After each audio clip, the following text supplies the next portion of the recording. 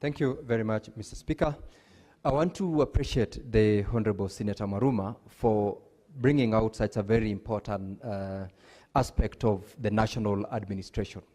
The position of an assistant chief and chief is, Mr. Speaker, the lowest level of administration in the national government. And the proposal that this particular statement is seeking to have scheme of service for national government administrative officers is something that should have been done a while back. Mr. Speaker, this is a team of men and women who run our affairs as a nation at the lowest level of administration. They are the people who deal with each and every case before it gets to the police station, before it gets to court, before it gets to any other baraza that deals with it. They are the first point of call when there is a problem in any family, in any society. Mr. Speaker, having a scheme of service for these chiefs and assistant chiefs will help them in so many ways, one of which is very critical, Mr. Speaker, is to motivate them to know that you grow in the system. Having been employed in as an assistant chief, you have an opportunity to have your career progress when there is a scheme of service. Failure to have such a thing, definitely, Mr. Speaker, will always discourage them from performing their role. We have had sessions, Mr. Speaker, with a number of these people. Over the weekend, I can confirm that I had a session with a number of them who, besides them operating without resources and without offices, most of them would operate from their homes. These are people who receive all kinds of problems and they are expected to deal with. Having a scheme of service, having them in a structured kind of an arrangement that they know, I get into office within a period of 3 years, I will have moved to the next level, will have them supported so that they deliver to the people that they represent. Mr. Speaker, this, as I've said, being the team that is also supporting the government in most of the public participations that we conduct, the people who convene these meetings, the people who calls upon the residents to participate are the area chiefs and assistant chiefs. Without them, Mr. Speaker, I am very sure we are unable to reach out to the people who are more important than those who are in white-collar places in their offices. And so I will call upon the committee that will be given this particular statement to deal with to go beyond the scheme of service and ensure that part of what they'll come out and up with is also an aspect that deals with the operationalization of a number of administrative units which have been gazetted across. I know for a fact, Mr. Speaker, that in my county we've got over 100 administrative units that have been gazetted but has not been operationalized. I want to ask that this committee goes beyond this aspect on their scheme of service and ensure that they support them so that they are able to do the job of that chief and assistant chief, which supports the national government in helping the residents that are looking up to them. Mr. Speaker, I support and ask that this report, or rather this statement, be expedited because it is very, very important. I thank you. Now, Honourable Senators, we have expended the 15 minutes on this interrogating these statements. We will therefore move to the next order. Clerk.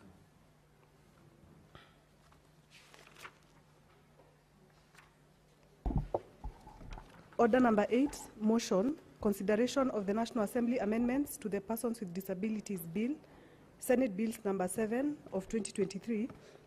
Resumption of debate interrupted. On question to be put. Now, Honourable Senator, this is a matter that does not affect counties, and therefore voting shall be by voice. Clerk, do we have the requisite quorum before I put the question? We do? All right. So, Honourable members, I proceed to put the question. That the National Assembly amendments to the Persons with Disabilities Bill, Senate Bills number 7 of 2023, be now considered. Will as many as of that opinion say aye? Aye. Will as many as of the contrary opinion say nay? The ayes have it. Next order. Order number 9, the Statutory Instruments Amendment Bill, Senate Bills number 10 of 2024, resumption of debate, division.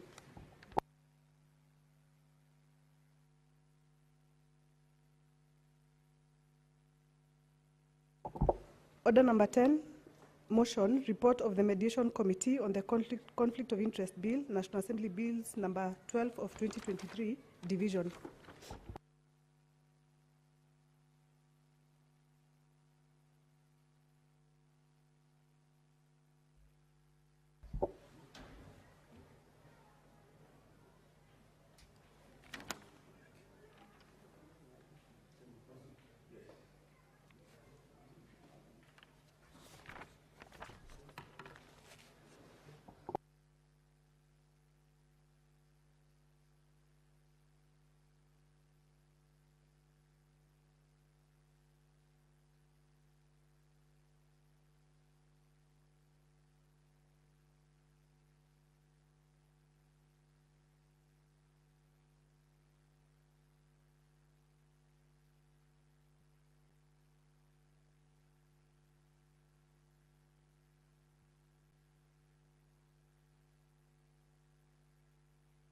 Now, honorable senators, we have, if you look at order number 11, 12, 13, and 14 to 15, there's a committee of the whole.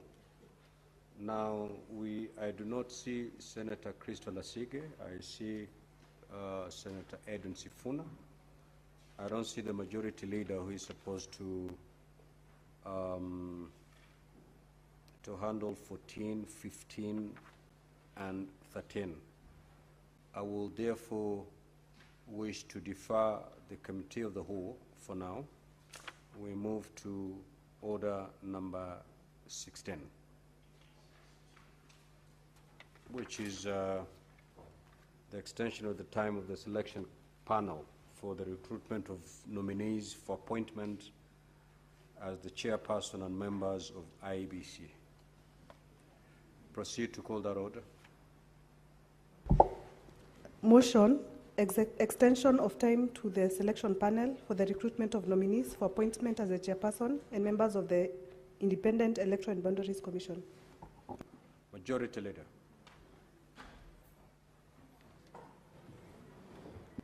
Mr. Speaker, I rise to move the following motion. The motion being extension of time for the selection panel for the recruitment of nominees for appointment as chairperson and members of the Independent Boundaries Commission. Mr. Speaker, aware that via Gazette Notice numbers 1901 and 2643, dated 14th of February 2023 and 1st of March 23, respectively, His Excellency the President declared one vacancy for the position of chairperson for IEBC and 6 vacancies for members of IEBC, further aware that via Gazette Notice number 715 of 27 January 2025, His Excellency the President appointed members of the selection panel for the recruitment of nominees for appointment as chairperson and members of the IEBC, and noting that upon its appointment, the selection panel commenced the recruitment process and long-listed all applicants and subsequently shortlisted qualified applicants for the positions of chairperson and member of the IEBC. Further, noting that paragraph 6.1 of the first schedule to the IEBC Act, Cap 7C, provides that the selection panel shall finalize the recruitment exercise within 90 days of its appointment and forward the names of the nominees to the President. And conscious, Mr. Speaker, that the selection panel is currently undertaking the interviews of the shortlisted candidates for the position of chairperson and members of the IEBC, and that given the interview schedule of all shortlisted applicants, the selection panel has inadequate time to conclude the recruitment process. Conscious, Mr. Speaker, that the selection panel is currently undertaking the interviews of the shortlisted candidates of the positions of chairperson and members of the IEBC, and that given the interview schedule of all candidates applicants, the selection panel has inadequate time to conclude the process. Furthermore, conscious of the need for the selection panel to ensure that the recruitment process complies with the constitutional principles of regional balance, representation of the youth, and overall inclusivity, while ensuring that the interviews are conducted as far as practical within official working days and hours. Now, therefore, pursuant to the provisions of paragraph 6.2 of the first schedule of the Independent Electoral and Boundaries Commission Act, Cap 7C, the Houses of Parliament hereby resolve to extend the tenure of the selection panel for recruitment of persons for appointment as persons, chairpersons, and members of the IEBC Commission by a period of 14 days from 28th of April 2025. Mr. Speaker, by merely reading the motion, I've literally explained the reasons behind this particular request.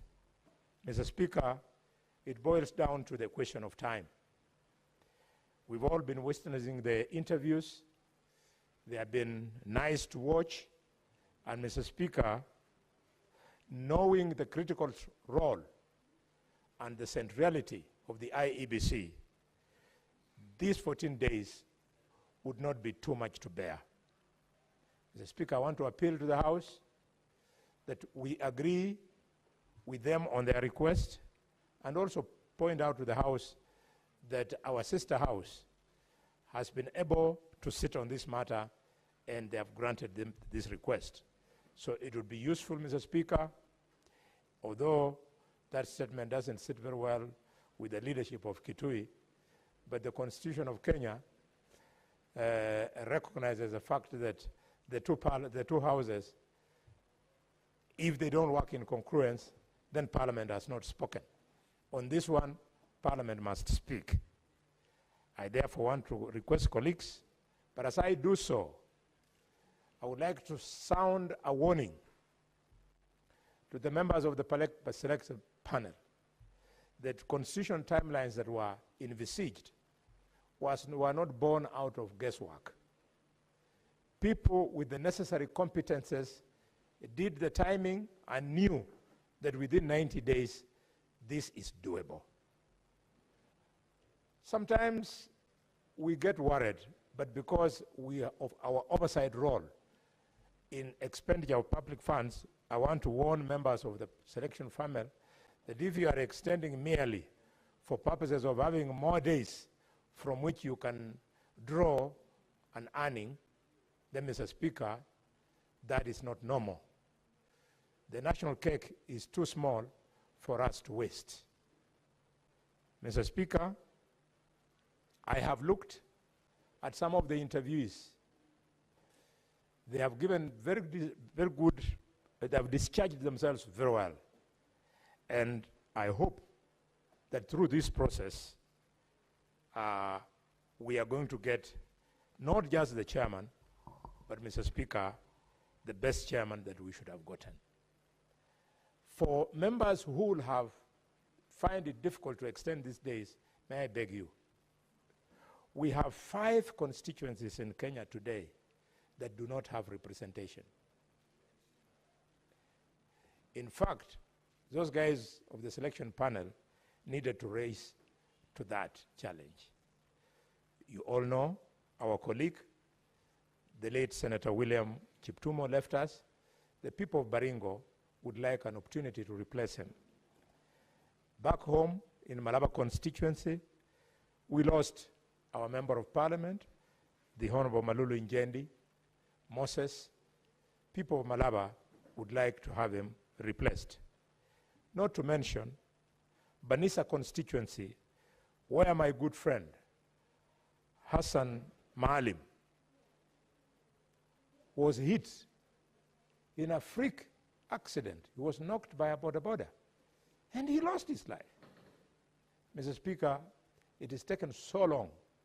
I remember Maalim taught me one thing. He was much younger than me, probably a first-timer, but he taught me that in politics, if you like somebody, don't like him 100%, like him 50%, because they can disappoint you.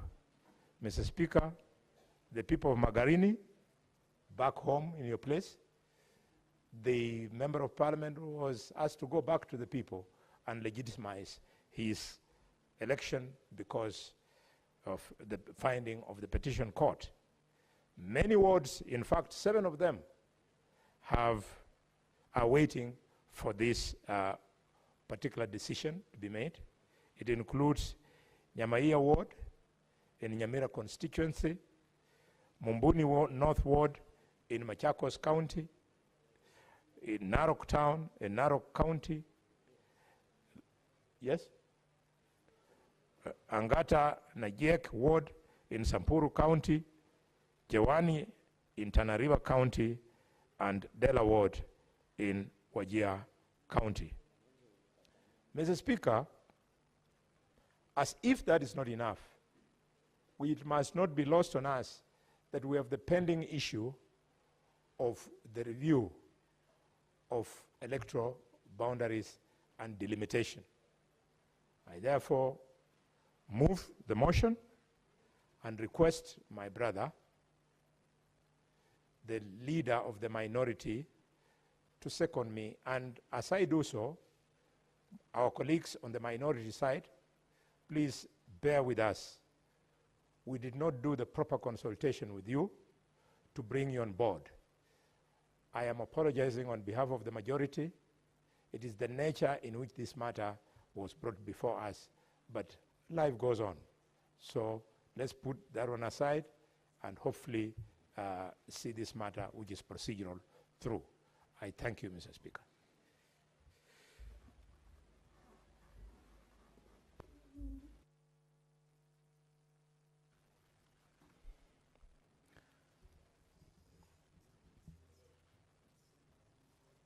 Asante Bwana Spika. Bwana Spika, ulikuwa hujaniita lakini mimi nimechukua nafasi hiyo kwa sababu ulikuwa ongea na dadangu, nikasema ni sawa, acha nitaendelea. The mover, it is the mover who is supposed to request you to second. If the mover has done, Yeah. Have you been requested to second? Yes. Then proceed. You don't need my nod in that regard. Bwana Spika, kawaida lazima utasema sasa tutamtaja mtu jina kama ilivyo kawaida, lakini wacha tuendelee Bwana Spika. Seneta wa Kilifi, sawa. Seneta Mazao, nishakuelewa Bwana Spika, asante. Ni wako, endelea. Bwana Spika, kwanza nataka kuunga mkono hii hoja ya kuongeza muda kwa ile panel inaofanya interview, kuchagua wale wenzetu ama watu ambao watakuwa makomishna.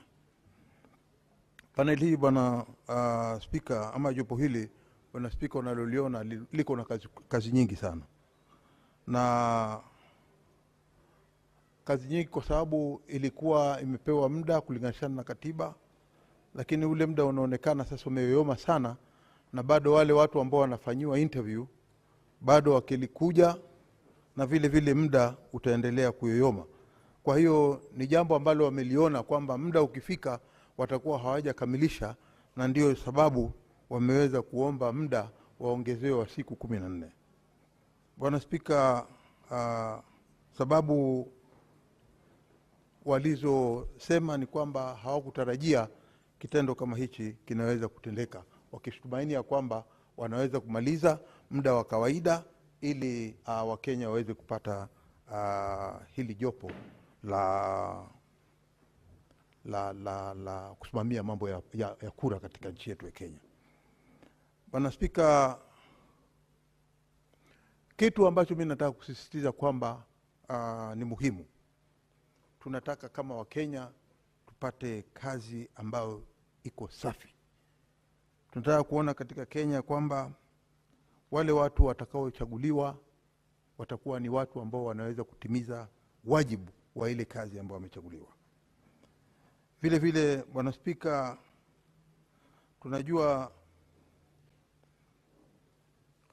tunajua kwamba katika wale watu ambao wanakuwa interviewed, Bwana Spika, ni watu wanatoka sehemu mbalimbali za Kenya. Na hii si kazi ambao unaweza kuketi tu na ukachukua watu. Tunataka kuona katika muda wanaosema wanaohitaji ili kuweza kumaliza ile kazi, ni kwamba kazi hii wachukue watu kutoka pande zote katika Kenya. Bwana Spika, ni jambo kubwa ama jambo ambalo liko na mzigo mkubwa katika muda huu ambao wameuuliza.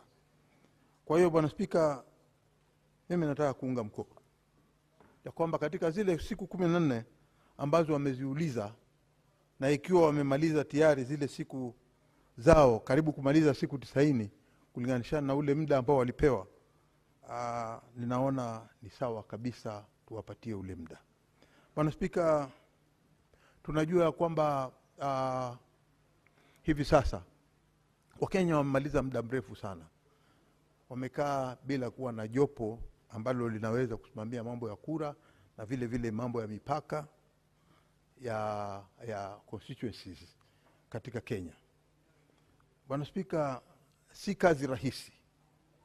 Na hii imefanya kwamba muda huu wote ambao hatukuweza kuchagua hawa watu, imekuwa vigumu sana kuweza kupata wabunge katika sehemu mbalimbali za Kenya ambao wameweza kupoteza wabunge wao, mimi nikiwa mmoja wao.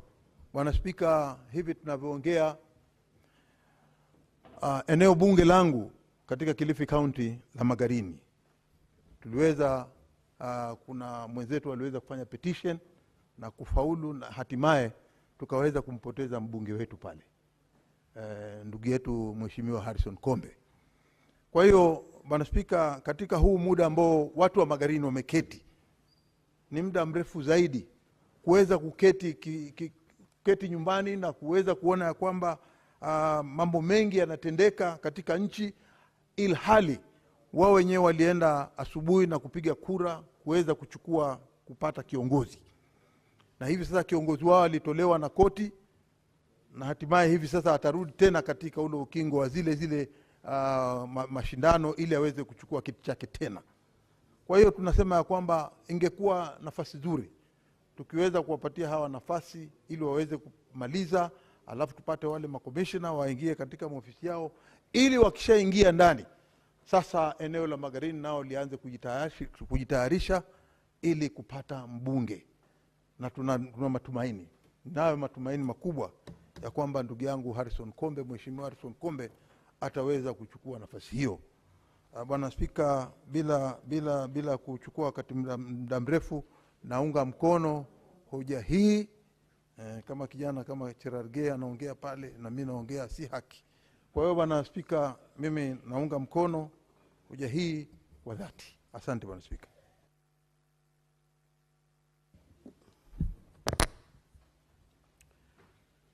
Honorable Senators, I will now propose the question.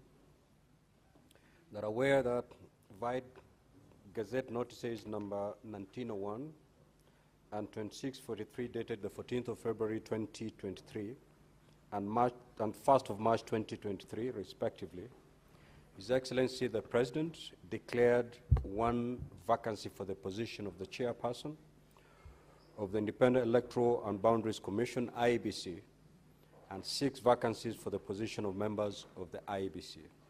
Further, aware that via Gazette Notice number 715 of 27th of January 2025, His Excellency the President appointed members of the selection panel for the recruitment of nominees for appointment as the chairperson and members of the Independent Electoral and Boundaries Commission, noting that upon its appointment, the selection panel commenced the recruitment process and long-listed all applicants and subsequently shortlisted qualified applicants for the positions of chairperson and members of the Independent Electoral and Boundaries Commission. Further, noting that paragraph 6.1 of the first schedule to the Independent Electoral and Boundaries Commission Act, Cap 7C, provides that the selection panel shall finalize the recruitment exercise within 90 days of its appointment and forward the names of nominees to the President. Conscious that the selection panel is currently undertaking the interviews of the shortlisted candidates for the positions of chairperson and members of the Independent Electoral and Boundaries Commission, and that given the interview schedule of all shortlisted applicants, the selection panel has inadequate time to conclude the recruitment process.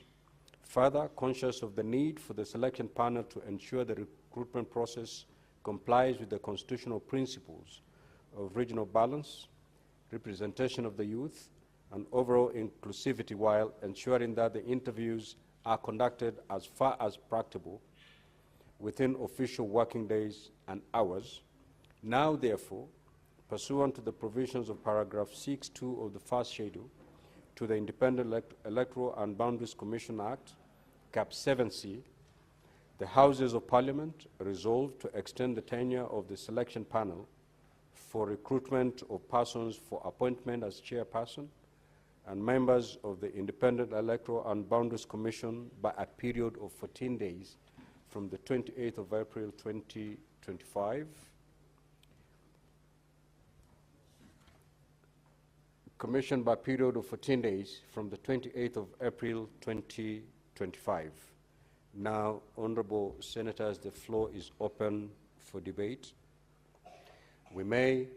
This is a procedural motion. You may want to debate this motion. If you're in agreement, I may proceed straight away to put the question. That is, okay, I'm getting the indication that you'd wish to debate this motion, however, with limitation of time on each member contributing to 5 minutes. Very well. Senator Wakili.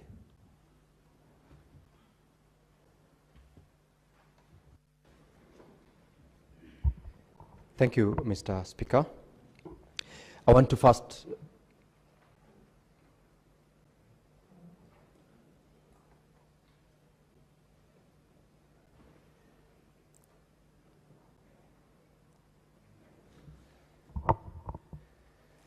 Thank you very much, Madam Speaker, for giving me the opportunity to support this motion. And I want to thank the Majority Whip for moving the motion and running the House through part of what is very critical in terms of supporting this motion and why is it that we must support. Madam Speaker, the Independent Electoral and Boundaries Commission is a constitutional commission that actually sets up this House. All the members sitting in this House would not have been here if they didn't exist, if it didn't exist an Independent Electoral and Boundaries Commission. It is the commission that oversees elections of all positions, Madam Speaker, from the presidency to the member of county assembly. And so this is a very important commission that, as we debate on this motion, we appreciate the importance of this commission. We equally appreciate the reasons as to why we do not have a commission as at now, and the need to fast track whatever process that is going on to set up a commission that will now undertake the elections. The mover of this motion, Madam Speaker, has taken us through a number of constituencies, counties, and county assemblies that do not have representation. And Madam Speaker, remember, representation in either the National Assembly, the Senate, or in county assembly is a constitutional right to the people from such places or constituencies or wards where they do not have. And therefore, the request by the selection panel for an additional 14-day period in the circumstances, Madam Speaker, is not reasonable, and that forms the basis as to why I am supporting the motion. We are aware that they have been conducting interviews. They have closed on the interviews for the position of the chairperson of the Independent Electoral Commission. We have watched with a lot of expectation the candidates who've been subjected to the interview, and I believe one of the reasons as to why this committee is asking for more time is to facilitate them to have sufficient time to take through the candidates that will be interviewed in order for them to get the best out of those who have applied. Madam Speaker, remember the list that was published of the applicants to these various positions, from that of the chairperson to that of commissioners, has not been exhausted.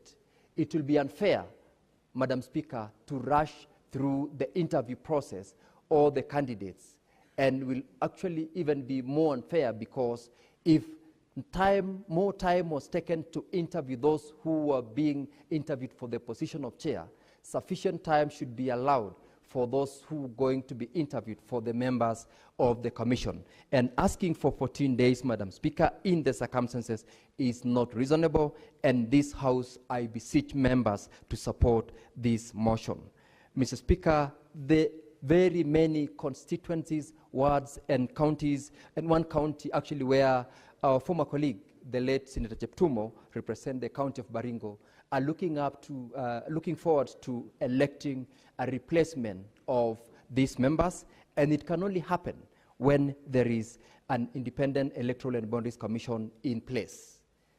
I know that despite the fact that we are asking for these elections to be conducted immediately, it cannot happen unless we have this commission in place. Madam Speaker, there is also the issue on the boundaries review, and remember, we are mid-term, the tenure of this current term. There is need for preparation. There is need for a number of legislations, which is the mandate of this House, but much of it would originate from reports and recommendations that would come from this body called IEBC, and hence the importance of the Commission. Madam Speaker, in all those that we require of them to do, I support the request for 14 days, but I also want to urge the members of the Commission that they should not look at 14 days to be a lot of days, because you might end up getting the 14 days, but failed to manage the process that you will be conducting the interviews, and I do not expect them to come back to this House for additional time, for the obvious reasons that, Madam Speaker, we want to minimize on resources that is being utilized in the process of these particular interviews. There is a secretariat that is funded by the taxpayer. There is the taxpayer herself or himself that's looking forward and waiting for a commission to be put in place, for by-elections to be conducted, and I want to encourage them to properly utilize the time that they have asked for extension, if this motion will pass, to make sure that they conclude the process for the people of Kenya to have a functional Independent Electoral Commission that will prepare towards the 2027 election, and that will give them time enough to be ready to process whatever they need to process, and to make sure that they represent the interest of the people of Kenya in what they'll be doing. Madam Speaker, I therefore support and ask the honorable members to equally support this particular important motion. Thank you. Senator Wambua.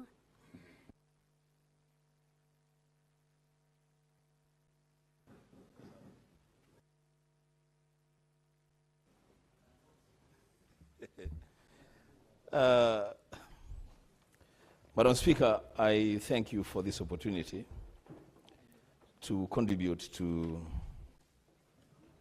this motion.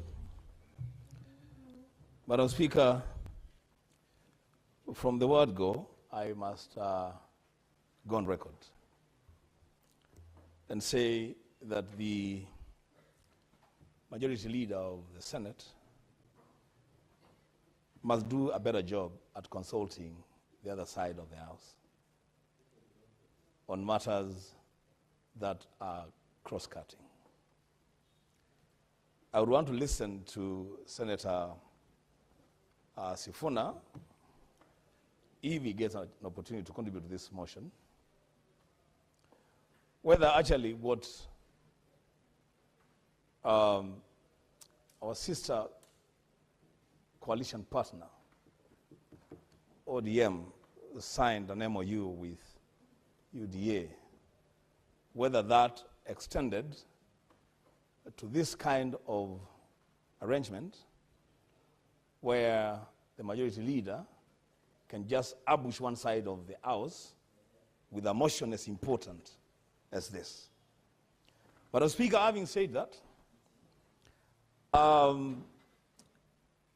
I have read through this motion. I've listened to the majority whip moving the motion. I listened to my boss, the minority leader, seconding the motion.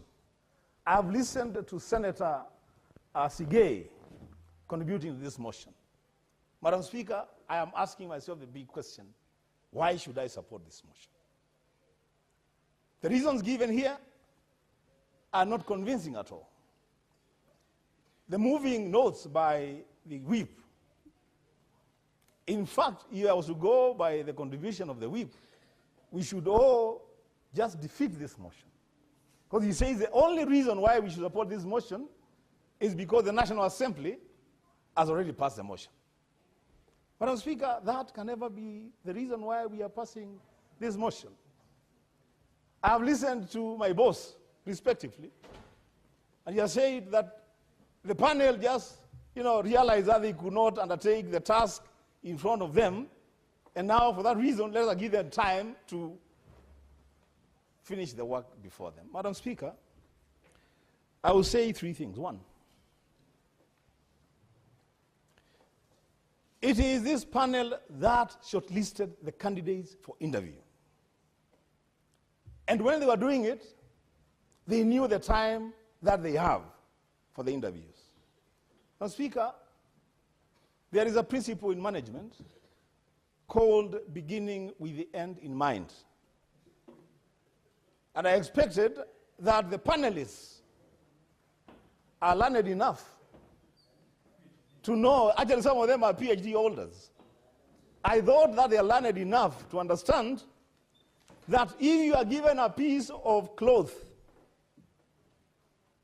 to tailor a shirt or a suit, you do it according to the size of your cloth, Madam Speaker, the fabric that you have. You cannot shortlist 500 people and then turn back and say, we have so many people to interview, so we need more time. That is not a reason.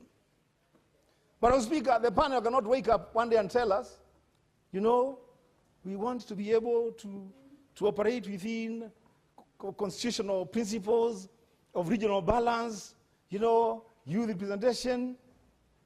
Madam Speaker, even if you had only one day to interview 10 people, that the outcome of that interview must reflect the constitutional principles of regional balance and youth representation. If you have not been able to do that within 90 days, you will not be able to do it within the 14 days that you're asking for. For that reason, Madam Speaker, there is no reason here to support this motion. Madam Speaker, I keep asking myself, when these people are asking for 14 extra days, what do they expect from the people of Banisa? What do they expect from the people of Malava? What do they expect from the people of Ungunja? What do they expect from the people of Magarini, where the Speaker of the Senate comes from and the minority leader of the Senate comes from? These people have been waiting, Madam Speaker, for this panel to complete its work and get the job done, Madam Speaker.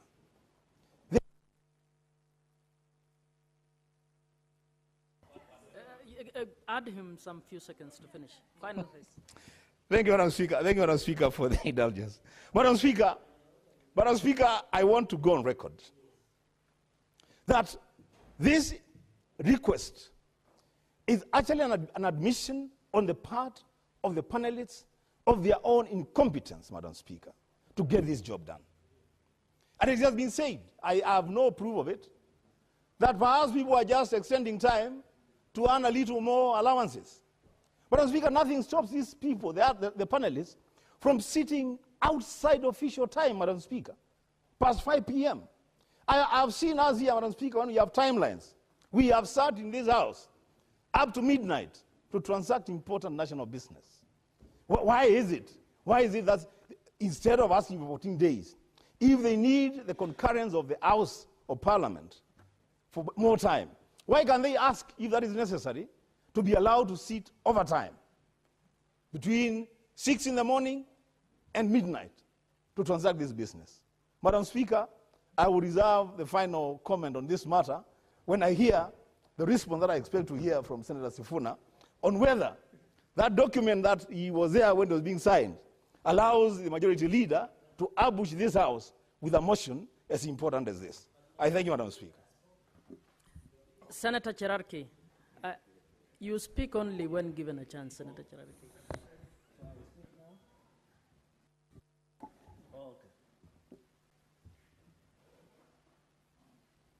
Thank you, Madam Speaker. On a lighter note, when we were signing the partnership between ODM and UDA, I didn't see Wiper present. So I don't know why Senator Wambua is complaining. I don't know why Senator Wambua is complaining and Senator Sifuna signed religiously the partnership between UDA and ODM, and Wiper was not part of engagement.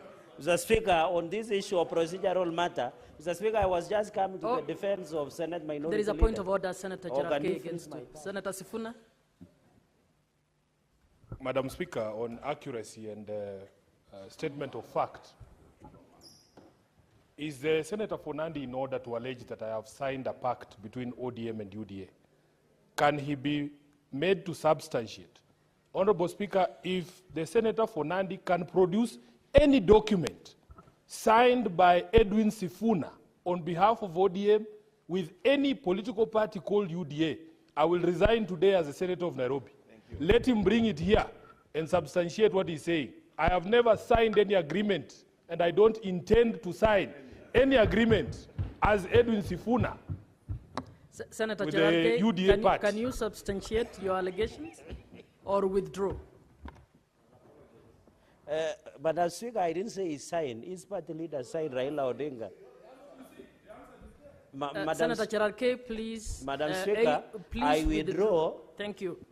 And apologize, Madam Speaker, and also indicate that Senator Cherarki, once you've withdrawn and apologize, proceed to make your point. But they are shouting at me, Madam Speaker. Order other members. Can Senator Cherarki Senator proceed? Sifuna is sabotaging our partnership between ODM and UDA, and it should go on record as such.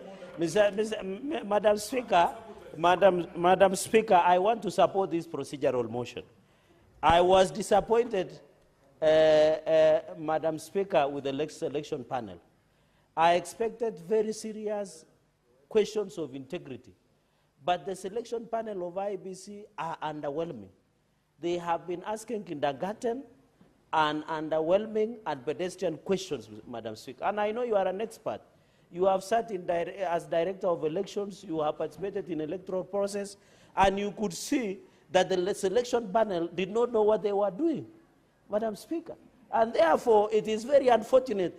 Some of us are constrained because of constitutional timelines that is there, Madam Speaker, and we are looking at the greater good of the country. That is why we are supporting. But looking at the content that the selection panel was doing to vet and interview those interviewees, it was just an exercise in futility. I have not seen serious engagement, Madam Speaker, even having people who have PhD.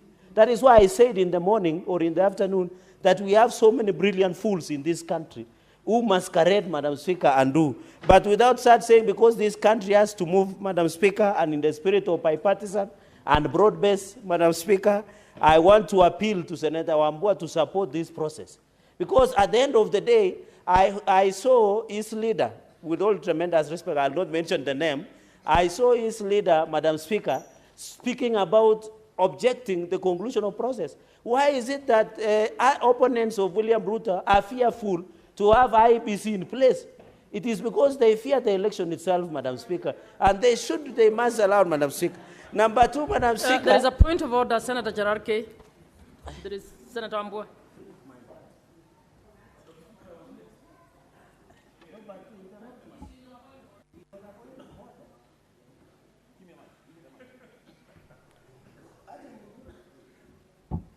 Oh, thank you, Madam Speaker. Madam Speaker, understanding Order 105 on matters of facts.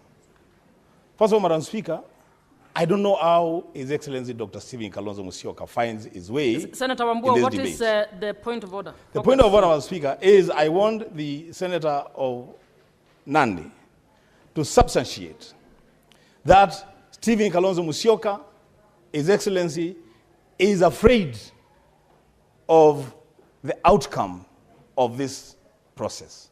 Secondly, Madam Speaker, because you raised two issues, that, Madam Speaker, the Senator for Nandi alluded to a situation where some leaders in the opposition are afraid of one President William Samoei Ruto.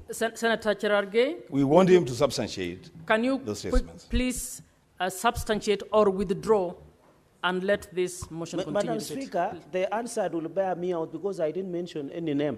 I said his leader. Can the answer be produced, Madam Speaker, so that from there... Senator Cherargei, in his final words, he actually said you... Alluded. Yes, alluded to some. So I alluded. No, and that's why he wants you to substantiate which these opposition leaders are that are afraid. Okay, I will President, bring the please. names, Madam Speaker, I will bring the names on Tuesday of the opposition leaders who issue a presser objecting the IEBC selection panel, and ODM was not part of them. Why is Senator Senator Cherargei, please Sifuna withdraw or indicate which leader, because a presser... Madam Speaker, I will bring the names of those opposition leaders next week. Please Tuesday. note that and continue with the Okay, motion. thank you. Madam Speaker, on the issue of review and delimitation of boundaries of the constituencies, we must fast track, Madam Speaker, so that we can put in place and ensure, like for example in Nandi, I have the biggest ward called Klibwani. People would want to review, Madam Speaker.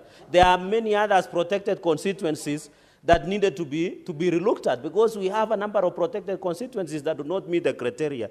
Number two, Madam Speaker, there are so many by-elections, Magarini, Banisa, Baringo County, Malava. If Mheshimiwa Ruku succeeds, Madam Speaker, to be the CS, Madam Speaker, we will need better not by-election. Madam Speaker, so we need the IEBC to be in place to conduct by-elections. Finally, Madam Speaker, I was misquoted. I said instead of members of parliament resigning to be the cabinet secretaries, why don't we give them responsibility allowances and appoint them to cabinet so that we save the country the agony of by-election and paying double salary? Because you only need responsibility allowance, and I was misquoted, Madam Speaker. Secondly, the cost of a voter in 2022, Madam Speaker, was 2,500. The best practice is 600 shillings per voter. It means the conduct of election per voter is still very expensive in this country. And therefore, I don't see why Mheshimiwa Ruku is appointed to the cabinet. What we should do is just give him responsibility allowances, come to parliament, go back to the cabinet so that we save salaries, Madam Speaker. So I want to tell people who are misquoting me that they don't have such opportunity. With those many remarks, Madam Speaker, and my time was eaten by Senator Wambua, but he's a bishop. I support this procedural motion. Senator Sifuna.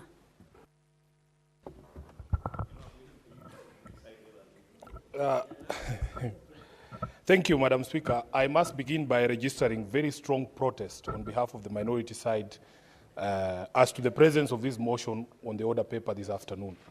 When I saw this motion on the order paper, I called, and the records can show, I called the leader of majority, the Honorable Senator for Kericho, Aaron Cheriot. I was unable to reach him because we in this House have agreed that we will not transact business by ambush. It is not a surprise. And therefore, Honorable Speaker, I am extremely disappointed that it is very contemptuous for you to introduce a motion in such a way because it gives us a very difficult time in the leadership to guide our members as to how to treat this particular motion. Secondly, Honorable Speaker, I protest because I don't like being made to look like a fool. Yesterday, after resolutions passed by the Central Committee of ODM, I was reading a statement saying that ODM will not countenance any further delays in the selection process of the IEBC commissioners, only to be told today that there is a motion on the order paper to extend time for this panel to do its job. And what's worse, Honorable Speaker, when I reached out to my leadership in the National Assembly, our counterparts there, they forwarded to me a letter from this panel, signed by the chair of the panel himself. The first thing I noticed, this letter was dated the 20th of March, This is 2 weeks ago. 2 weeks ago, Honorable Speaker. This House has no idea. The second problem is that that letter is addressed only to the Speaker of the National Assembly, continuing this spate of contempt for the Senate, when they knew very well that this matter has to be processed through both houses of Parliament. Honorable Speaker, it is unacceptable. It is unacceptable that we continue to be treated with such contempt. So when I go through the letter, I'm trying to find out what are the reasons. And it is clear that even the mover of this motion has no access to that request. And by the way, in that request, this panel is asking for 30 days, not 14 days. It is the National Assembly that set it at 14 days, and there is nothing that stops us as a House at setting that deadline at 4 days or 7 days or 2 days if we wanted to. And they are citing various reasons. By the way, I do not hold brief for this panel. And I have strongly objected to, I don't want to be distracted, Honorable Speaker. Strongly objected to this. He does not want to be informed. Let him finish. I strongly object to some of these insinuations that somehow ODM is the one running this panel. And if you read the newspapers today, you would think that there is a war between me and Senator Wambua. It is not going to happen. Me and Senator Wambua are never going to fight. But the truth of the matter is, we also do not want these incessant accusations against ODM. Honorable Speaker, if you hear the names of the constituencies by elections that are being mentioned, majority of them are held by ODM. ODM was holding Ugunja, we are holding Magarini, we have a nominee to cabinet, and there is a young man from Kajiado waiting to replace John Badi in the National Assembly. If anything, we are the ones who are suffering the greatest prejudice. Some of these political parties that you see making noise about ODM, and I have asked Senator Wambua to distance himself and his party from some of these non-entities making noise, and you know very well that they cannot field a candidate in Banisa. They are village political parties. I don't know what, Senator Wambua, you are doing with these characters. I want to dissuade you from hanging out with these people, because if you just moved a bit, you would allow me to deal with these people mundu kumundu. And they know me. And I don't want you to catch strays, as we say in the streets. Honorable Speaker, some of the reasons these people have given, they are saying that the time is too short because they shortlisted 116 people. I personally took time to watch one of those interviews. And I'm being vindicated because I said, these commissioners, the panelists, are talking too much. They like to listen to themselves. Instead of putting a question to a candidate and allowing them to talk, somebody is asking a windy, long question. And now I am being asked, after complaining that they are talking too much, they write to me to extend time so that we can listen to them more. We don't want to hear what you have to say. We want the candidates, the people who are coming to run elections, to speak so that we can know what they are all about. Therefore, Honorable Speaker, I want to conclude and say, even if I'm inclined, even if I'm persuaded, please, the sort of contempt that is being extended to this Senate will not be allowed to go on any further. Mr. Makanda should have known that there are 2 houses of Parliament. He is a PhD holder, for heaven's sake. He should have written to our Speaker and written to the Speaker of the National Assembly on the 20th, and we would have had time to debate this motion and give him what he wants. I thank you, Honorable Speaker. Senator Korir. Yeah, thank you very much, Madam Speaker. I would want to really support the motion which is in the floor of the House. Being a procedural motion, I would also want to just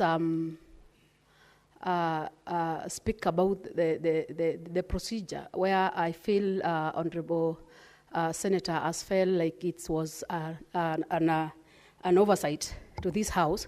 The letter that was written to the Speaker of the National Assembly was written in the capacity of the chair of the commission, where it was supposed to be brought to the commission, that is the committee, or one of the committees in the commission. And then after the committee has deliberated on it, is when now it was written to the 2 houses. And that is why it came to this House. There is a point of order, yeah, Senator Honorable Korir. Speaker. Just sit, there is a point of order. Okay. Senator Mandago, you want to?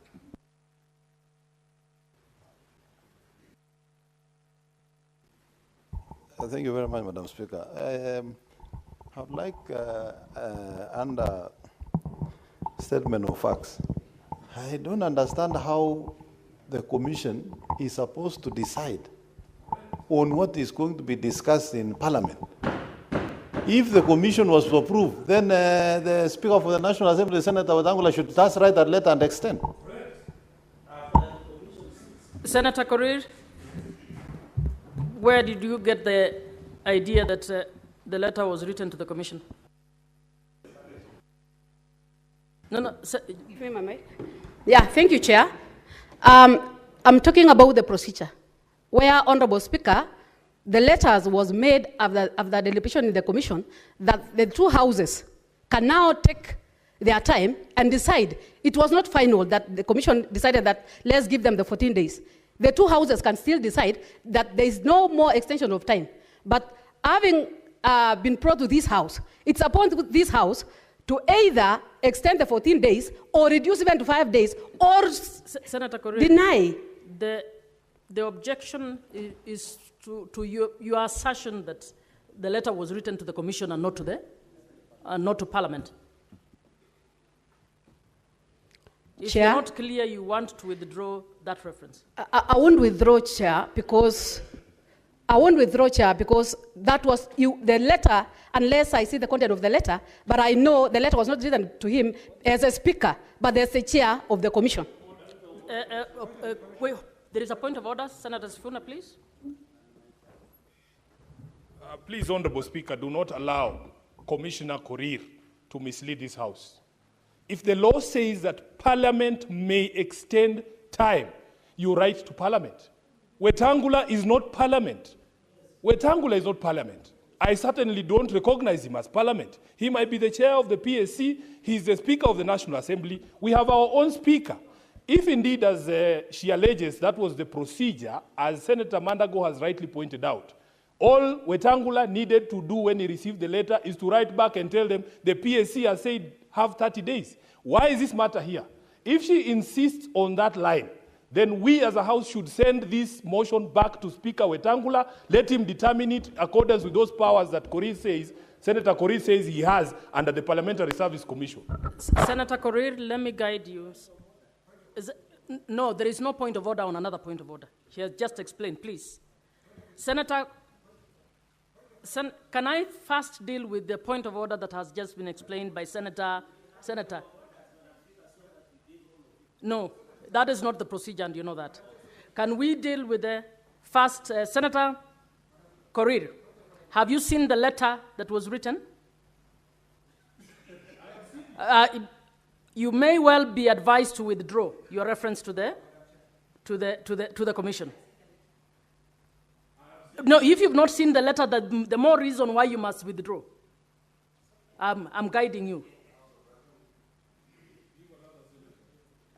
Senator Munyu, Senator Kenywa?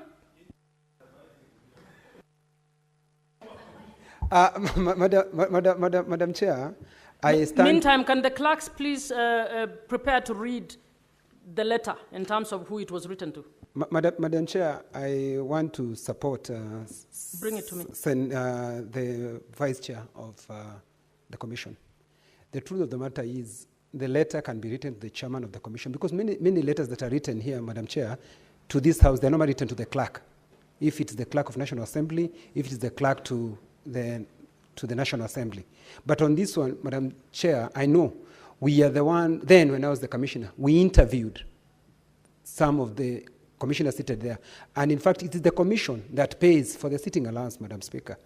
So I am sure as I speak, unless it has changed, and it must have changed yesterday, that the letter must have been written to the chairman of the commission as the chairman of the commission, not as the Speaker of National Assembly. Thank you, Madam Speaker. Senators, honorable senators, I have requested the clerk to actually get a copy of the letter. Where is the mover? I think the letter should have been attached to the motion. You can help the House. Are you able to help the House? Do you have it? Please. Madam Speaker, because Commissioner Korir has not seen this letter, and it raises even more questions. Senator Korir, please listen. Please. It raises more questions than answers, because I'm not a member of the commission. She is a member of the commission. In fact, she's seconded to that commission by this House. You are supposed to be the one to see these letters before we as members do. I have circulated the copy of the letter on the official Senate WhatsApp group so that everybody can be able to see it. But Madam Speaker, we are not discussing who pays the panel or who provides secretarial services for this panel. We are asking ourselves, which institution under the law has powers to extend time? And in my view, if the answer is that it is Parliament, then that request must be to Parliament. And we run a bicameral house which requires that you recognize the leadership of both houses. The Speaker of this house is not aware. In fact, it's our Speaker asking for a copy of the letter. You as a senator should be ashamed that your own leadership in this house has not seen that letter. If you are going to defend this institution, you must stop this practice where people imagine that if you write to the National Assembly, you have written to Parliament. That is not the correct position of the law, and we must defend this institution. Senator Sifuna, do you want to make reference to the letter? Can you please just, Senator Sifuna, let him read there. I want him to read actually who is the letter addressed to Senator Just 1 minute, Honorable Speaker, because the shouting is interfering with the network on my phone. But this is the letter. I have shared it on the official Senate business group. If you don't have a network, it's because Senator Kinyo is shouting. Honorable Speaker, the reference of that letter is SP/IEBC/CORR/2025/236 from the selection panel for the recruitment of nominees for appointment as chairperson and member of the Independent Electoral and Boundaries Commission. It is dated the 20th of March, 2025. It is addressed to the Right Honorable Dr. Moses F.M. Wetangula, EGH MP, Speaker of the National Assembly and Chairperson, Parliamentary Service Commission. Now, Honorable Speaker. I think that's enough. Senator Sifuna, I think I feel like there's more education to pass. No, it's Thank you, okay. Honorable Speaker. That information is what we are looking for. Senator Korir, can you proceed to the extent? No, it was a point of order where she was guiding the House that the letter should have gone through the Commission and the Commission to guide the House. Senator Korir, as you can see from that letter, it was written to Speaker and Chairperson of the Commission. So the letter is before the House as directed to the Speaker. Do you want to proceed? Yeah, thank you, Chair. Yeah, that was the clarity that we wanted as a House. And I also want to thank the Honorable Member because he's very thorough when it comes to the procedures. And it's clear that the letter also was copied to the Senate. So, and the reason why I'm raising this, Madam Speaker, is because... Honorable Senators, please. It is... No, what is your point of order, no, I don't Senator want... Cherargei? Is it information or order? What is your point of order? Madam Speaker, I raise under point of order under Article 127 on powers of Parliamentary Service Commission. One of the functions of Parliamentary Service Commission... Can you that cannot be a point of order. No, it is that you are trying to explain powers of the standing. No, I'm not explaining, order, but I'm Cherargei. talking about the correspondence. So what is your point of order? Madam Speaker, it cannot be that Parliamentary Service Commission, the chairperson, Speaker Moses Masika Wetangula, Madam Speaker, cannot be the correspondent of Parliament as inflicted under Article 93. Senator we must teach him, order, Madam Senator Speaker, Cherargei, this is free education. Order, yes. Senator Cherargei, you are abusing that space to actually make a point you want to make. Senator Korir, proceed. Thank you. Let me finish. Thank you, Honorable Speaker. I think Senator Mandago. Honorable Speaker, I think they are just wasting my time. It's just a procedure. Please and they have been read. The letter has been read by Senator Korir. Just let him be. Senator, please save Senator Korir's time. First, Senator Cherargei, you listen in silence. The order is understanding Order 105, statement of facts. The letter was copied to the clerk, not the Speaker. Number two, we don't waste time in this house. We debate. There's a difference between being written a letter and being copied just for information. Senator Mandago, I overrule. She said the letter was copied to the Senate. To the clerk of the Senate actually represents the Senate. Yeah?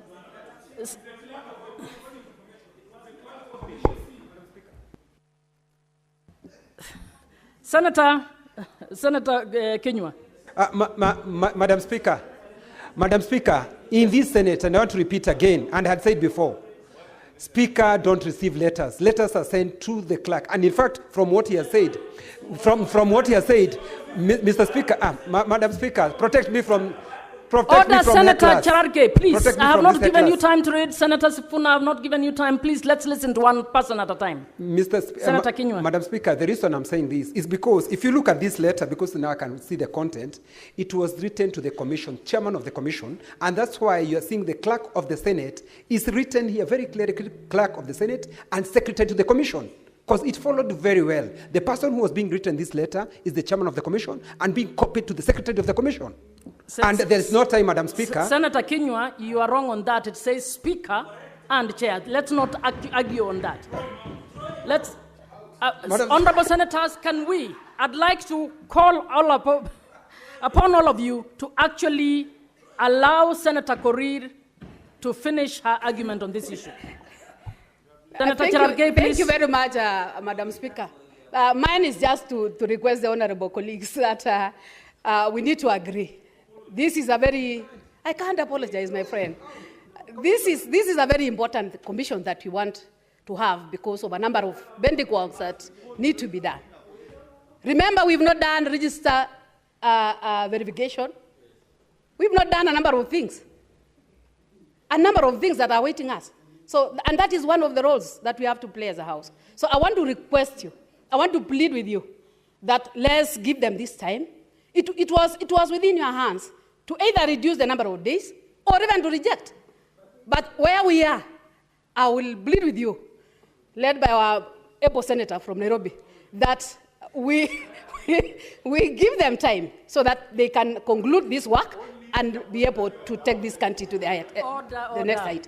Otherwise, thank you, Honorable Speaker, and I would want to request that is fairly the procedure and less kindly approve this motion. Thank you. You're being very disruptive. Senator Omtata. Senator Cherargei, we will listen to those contributing in silence, please. Madam Speaker, thank you for the opportunity to oppose this motion. Because when listening to what has been going on, I've just wondered what the powers of the Parliamentary Service Commission are. When did they become a medium for introducing debate in this House? As far as I'm concerned, there's no request to Parliament to extend time. Number two, this House is presided over by the Speaker. The other House is presided over by the Speaker. The two houses form Parliament. And I agree with those who have said that where Parliament is supposed to be asked to do anything, the two speakers have to be addressed. It's not correct that the clerk is addressed on behalf of the Speaker. There are letters which go to the clerk, which are merely for administrative work or for petitions. But to request a special favor from Parliament, you have to move the speakers. So as far as we are concerned, we have not been moved to grant any extension of time. Madam Speaker, I've looked through the motion, and I'm just seeing a recitation of nothing. There's a lot of words here, but they say nothing. Not a single reason has been given as to why we should extend the time of the IEBC. All I can see written down here are things like noting that, further noting that, conscious of, further conscious, now therefore. There's no reason given why they want to extend time. There's no reason why they want to extend time. Number two, if I've seen the letter that was written to the Honorable Tangula, it expressly asks for 30 days. Can we debate in the absence of these people requested for 30 days and reduce that to 14 days as the National Assembly has done? Would it be proper for them to justify why they need 30 days and not 31 days? I think we should approach this thing with the seriousness it deserves. If really, first of all, the law allows this House to extend time, which means there was a recognition that there would come an occasion when time would have to be extended. But the person seeking to extend time, or the entity seeking to extend time, must give us reasons why they need the time extended. And our decision must be on merit. So in the absence of an application to this House, through our Speaker, and in an believable decision by the National Assembly to assume that it knows that 14 days will be enough and not 30 days, without hearing the other party, and the failure for the other party to give any reasons why they want an extension of time, this being a House of record, I would not be like to be associated with this kind of disregard for due process, disregard for the law, and disregard for detail. And so I oppose the motion. Thank you, Madam Speaker. Senator Kenywa, is he? Senator Mandago. Thank you, Madam Speaker. Madam Speaker,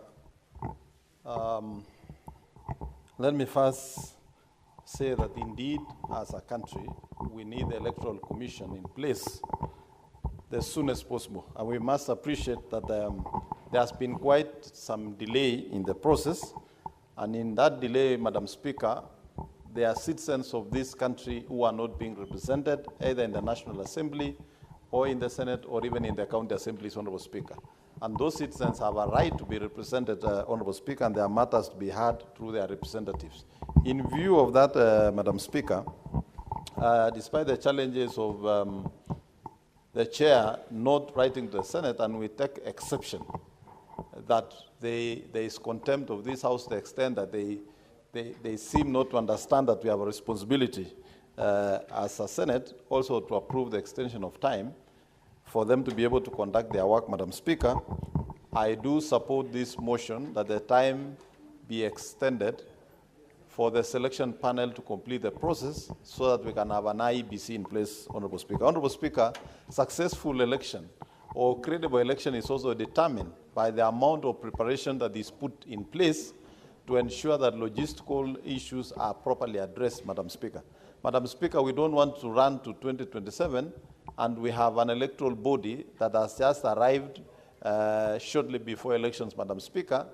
That would be giving room for those who will be selected as commissioners and chair of the commission, Madam Speaker, to give excuses of lack of preparedness for the election. I think as a House, Madam Speaker, and I want to persuade my colleagues, although I also agree with the sentiments of the Senator for Nairobi, that the chair of the selection panel should have noted. And secondly, Madam Speaker, that the chair of the Parliamentary Service Commission, who happens to be the Speaker of the National Assembly, should not receive a letter on 20th March, and it is being supplied to us to discuss in an ambush kind of arrangement, Madam Speaker. Madam Speaker, I think some matters need to be taken seriously because it affects the nation. It can jeopardize the nation. If the Senate today decides they are not going to approve this extension, then we are likely to have, a rash selection of candidates that might, at the end, give us problems, Madam Speaker. Madam Speaker, having said that, I support the extension of time. I support this motion that we extend the time for the selection panel. But next time, Madam Speaker, the chair of the Parliamentary Service Commission and the selection panel should note that Senate has a responsibility and a role in this process. Madam Speaker, I thank you. Senator Nyamu.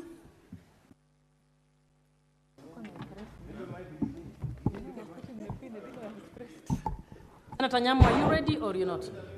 Thank you, Madam Speaker. I want to contribute to this motion. We know the hue and cry that superseded the selection of this panel.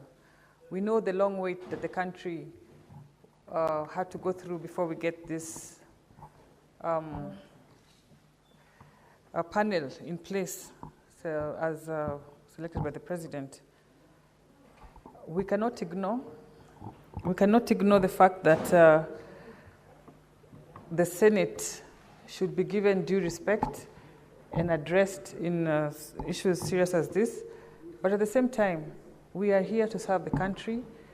We cannot delay this further, or we cannot be one of the bottlenecks of this process of coming up with the IEBC commissioners. We cannot be one of the institutions creating bottlenecks. We have to facilitate the process and take up the issues of Parliament and our grievances on a different platform. So with that, Madam Speaker, I want to support. I can't see another speaker. Move it. You want to reply or you want to speak? I want to speak. Majority? No, I know. it was It's Alwan. the- I was not there. What is about? Madam Speaker, you know, I was in the farm in Kericho planting sugarcane. But then I was told there's a very important matter that I need to look after here this afternoon. I don't know why people are finding too many things to complain about in this matter. This is a very straightforward issue. You know, this selection panel, Madam Speaker, this is our baby. It's a creation of a process that this House was very deeply much involved in, the NADCO process. And we created this selection panel, which suffered very many challenges in its setting up, some of which the Senator for Nairobi, my good friend, spoke about even yesterday in a press conference. I think I watched him somewhere, explaining the difficulties we had in setting up this selection panel. Eventually, we had the selection panel, and to the best of my ability, I have tried to follow what they are doing, and I am impressed by the work that they are doing. They are trying their very best to get us the next IEBC, and they have a very tight schedule. I have, Mr. Speaker, conducted interviews for public positions previously when I was in PSC. It's a very tiresome job, you know, because Kenyans are Kenyans. Sometimes they come, they have forgotten their documents, I don't know what has happened. You ask them a very straightforward question, they give answers through all forms of shapes and sizes, but eventually you have to make a decision. Now, as per this request, why it's coming to us, Mr. Speaker, is because on the last day that they finish their interviews, they'll only be left with 1 day to write the report and send the names to the President, the list of the nominees for him to select. I think if my memory serves me right, 3 names for the chairperson and 9 so that the President can select 1, and 9 for, what are they called, members, so that he can select 6 out of them. To expect that this commission, this selection panel, Madam Speaker, will complete their work at 5 p.m. and tomorrow sit down, comb through the list of interviewers, I think hundreds of them from the short list, and do a report is to push our luck too far. You know, Madam Speaker, it is Parliament that provides the secretarial work. Staff of Parliament, our own staff are the ones that are tabulating the results and welcoming staffers, as we have done previously in many other national assignments. Therefore, this request came to PSC, Parliamentary Service Commission, which is a body that collates all or coordinates for all the nominating institutions. When, for example, LSK sent their nominee, they send it to PSC. When we have a interreligious council, they have 2 nominees in that panel, they send it to PSC. We have this other one for accountants, what is it called? ISPAC. They send their nominees to that. So PSC is a coordinating body. And the chairperson of PSC is the Speaker of the National Assembly. So it's important that we separate our issues. Sometimes we may not agree with the National Assembly on many things, and I've said all those things here on this floor. But it is important to also understand that he has another role. And in that PSC, there are 6 senators. The vice chairperson of Speaker Moses Wetangula is none other than Senator Joyce, who's seated here. So if, by the way, for whatever reason, that letter came in and it was urgent and it needed to be attended to, the person who would have processed that letter is a senator who sits in this house with us. In fact, Madam Speaker, because I happen to have caught some of the submissions that our colleagues have made, I have shared in the official WhatsApp group of Senate Business, Madam Speaker, the letter now from PSC to all the houses. That letter is written by Clerk Nyegenye, the clerk of the Senate. National Assembly could equally have chosen to complain and say, why is somebody from the Senate writing to us? This should have been about us alone. Surely, good people. This is just about PSC and nothing about us and our differences as a House. What's your point of order, Senator Sifuna?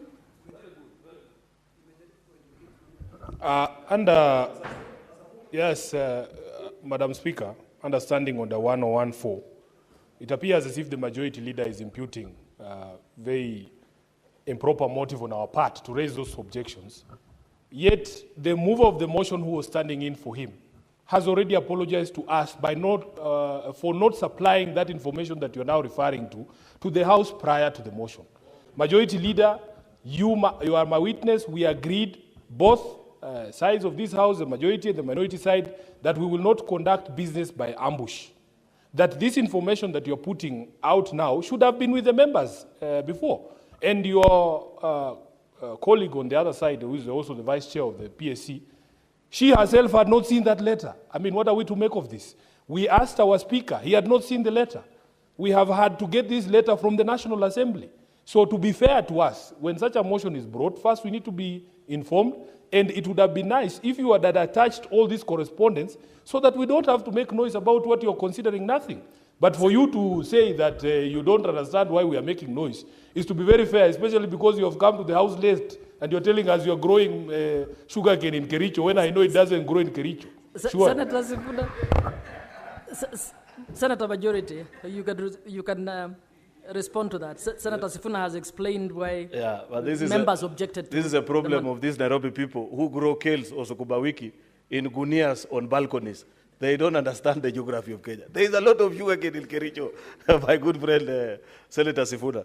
Anyway, if that matter then has been properly explained to the House, then I'm satisfied. It's because of the messages that I saw from many people saying there's a matter that has arisen in the House and nobody appears to be clear about it. Then if it has been explained to the satisfaction of my colleagues, then I abandon that thought. And indeed, I agree with them that they needed to be in the know. I do confess also myself that it's only when I saw the order paper that I understood that there was such a motion. I remember about 2 or 3 weeks ago being informed that there was going to be such an occurrence, but I had not known the way through which it's going to be processed. But I'm satisfied now if my colleagues have been explained to and they are now properly seized of the matter, especially Senator Umtata, who has caused us, Madam Speaker, more than 1 year of a delay. You know, Madam Speaker, when we passed the initial law, it is this Umtata who went to court and said Parliament had allocated himself more than enough slots. Therefore, we reduced to 4 from the initial. I think we had, I think now we have 2 actually. Initially, we had 4 because of this good man that is seated here. But if he's come as he is, then it means that he's satisfied with what has been explained, Madam Speaker, and what has been done now. So with those many remarks, I want to urge that we give IEBC selection panel these extra 14 days that they are asking for. I hope they give us competent Kenyans, men and women of great character and quality that can serve this nation in a great way. There are many by-elections that we are waiting, and members of political parties are looking forward to nominate people, participate in those campaigns. I have not done a campaign, Madam Speaker, since 2022. And you know we have campaigns coming up in 2 years. I may have forgotten how to address a crowd. I need to test my vocal cords, Madam Speaker, somewhere. Either in Malava or Boni Kalwale, I will rely on his wisdom to tell me which candidate to support for our party, the UDA. Once we find that candidate, we meet and we square it out with Sifuna, because I'm sure he'll present a candidate. Much as I know his chances in Malava are very limited. That's what Boni Alwale has informed me many times, that is a corner of Kakamega that is completely yellow, Madam Speaker. Anyway, with those many remarks, Madam Speaker, I beg to urge my colleagues that we support this motion. I thank you. Thank you for this chance, Madam Speaker. The mover may now reply. Senator Khalwale. Yes, Madam Speaker, I rise to respond, or rather, to put it in the proper balance, to reply. To reply or to respond? To reply. You just got me when I was correcting. You know, Madam Speaker, I went to Malinya Primary School, where my headmaster, the late Andrew Makwaka, Imbundu, was very keen on English. He made sure we spoke good English. That's why you see me quickly run away from the word respond to reply. Unlike my kid brother Edwin, who was at Kakamega Primary School, he can't even remember the name of his teacher who taught him English. That's how Gen Z is. So, Madam Speaker, I rise to reply, and I want to thank all colleagues.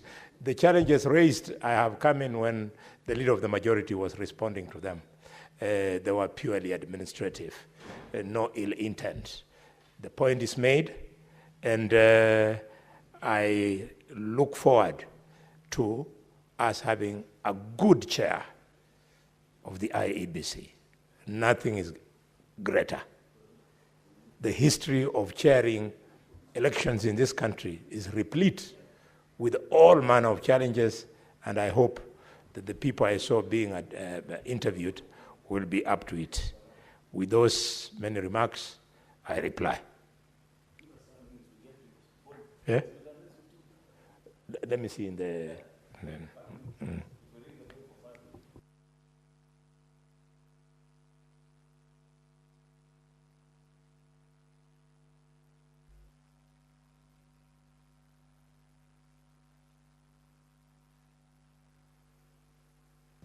Sergeant at Arms, would you kindly ring the bell for 5 minutes?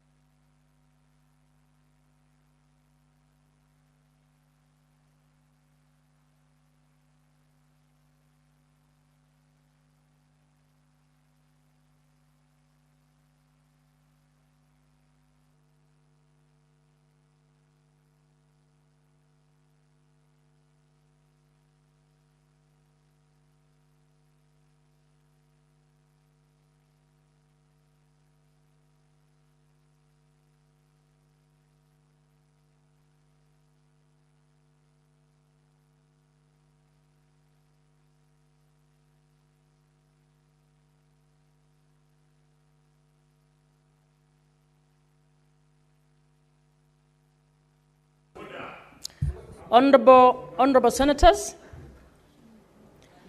Honorable Senators, pursuant to Standing Order 84.1, I wish to determine that this matter does not affect counties. Clerk, can you ascertain that we have quorum?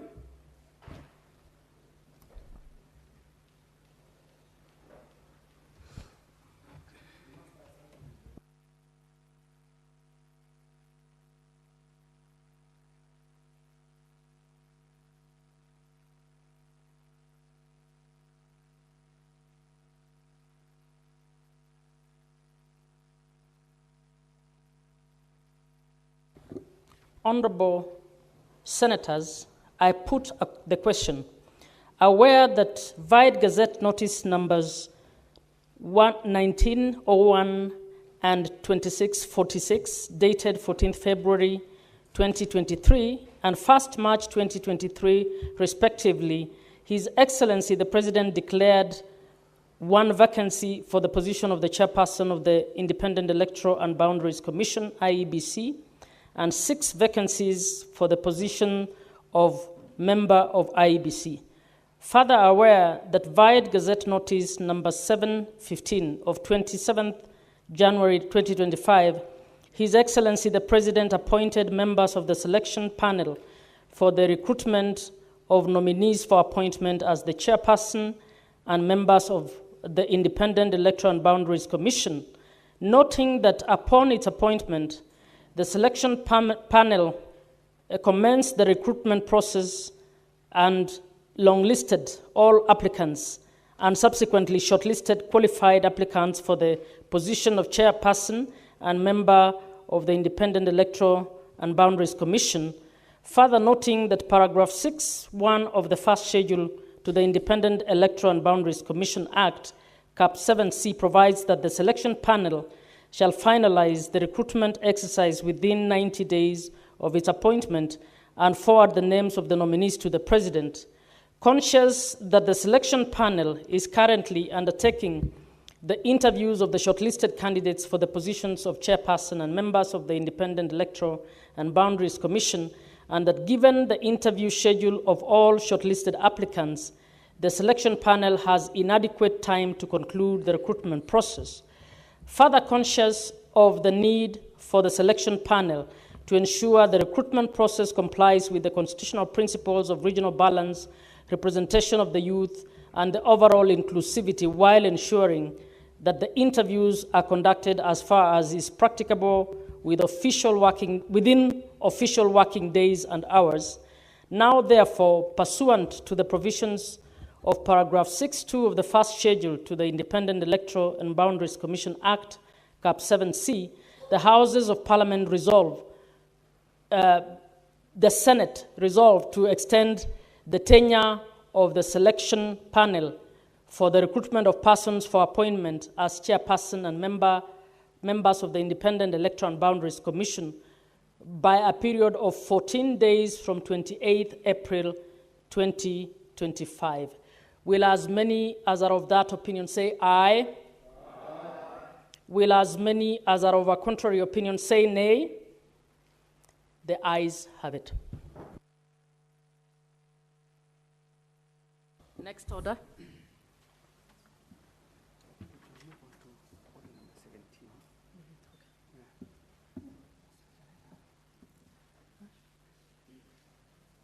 Say it quickly. Next order. Order number 17, motion, report of the Standing Committee on Energy on its inquiry into the liquefied petroleum gas explosion in Muradi area, Embakasi, Nairobi City County. I'm informed, Senator Sifuna, you'll do it?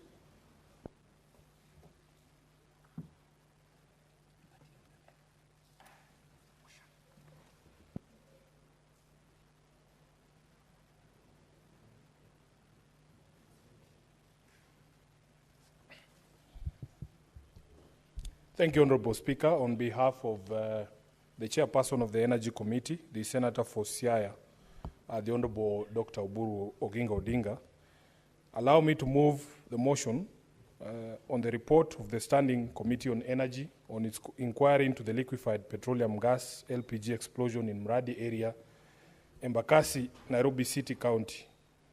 Honorable Speaker, I beg to move that the Senate adopts the report of the Standing Committee on Energy on its inquiry into the liquefied petroleum gas explosion in Mradi area, Embakasi, Nairobi City County, laid on the table of the Senate on Thursday, 8th August 2024.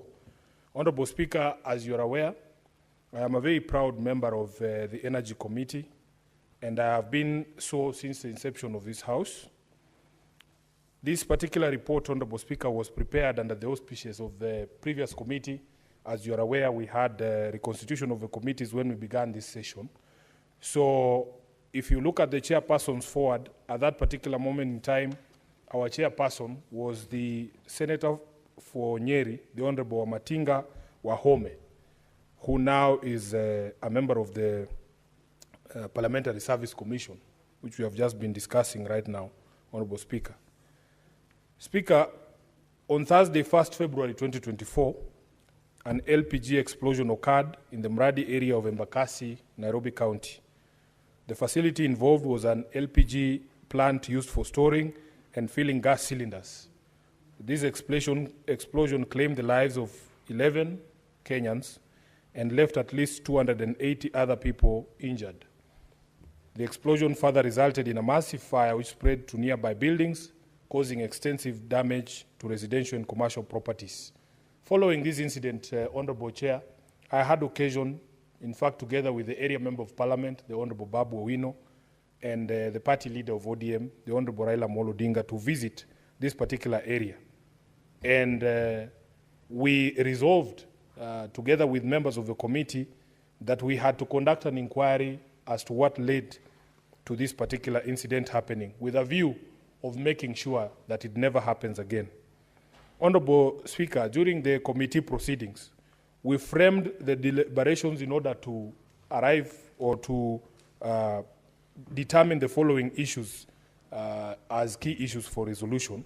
And the first reason was why the LPG refilling facility was located so close to a human settlement, the ownership details of the company that was running the facility, compliance to statutory and regulatory requirements of having an LPG refill and storage facility, details of LPG refill and storage facilities and their locations in the country, sorted per counties, and safeguards that the government has put in place to avoid a recurrence of the same.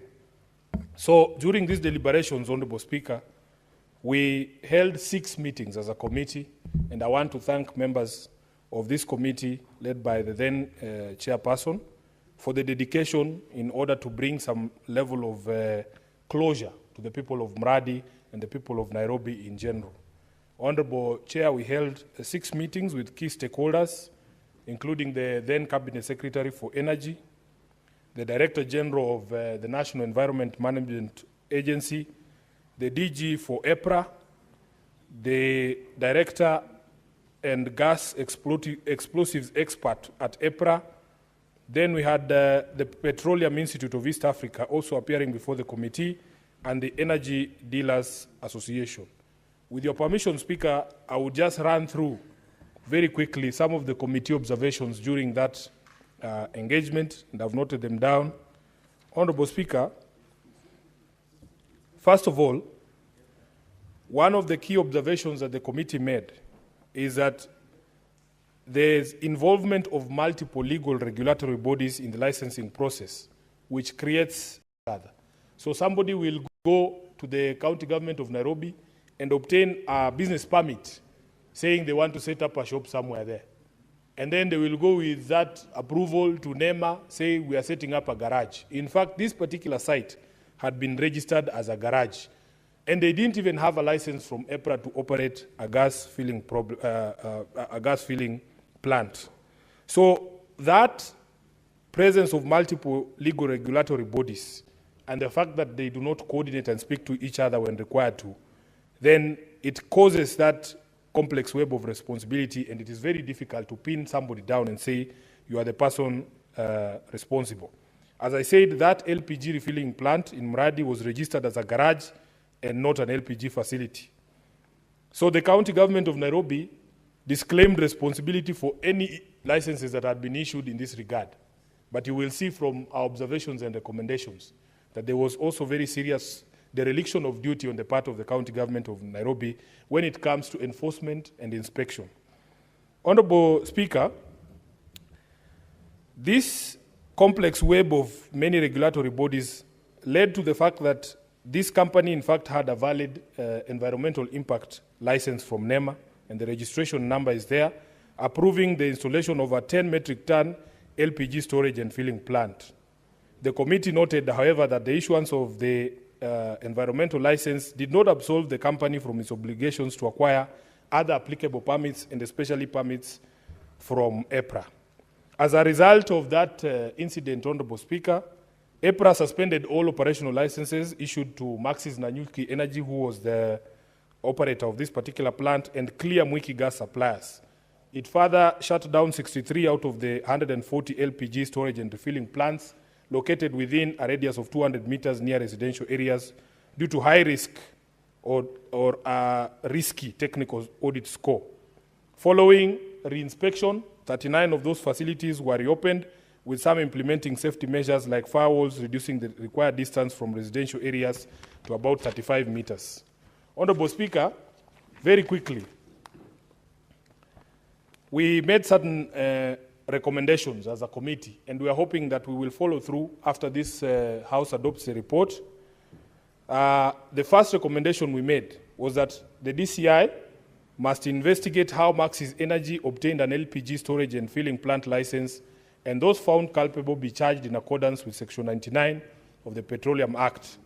In addition, the National Police Service and Directorate of Criminal Investigation should fast-track all pending criminal cases relating to non-compliance of LPG regulations.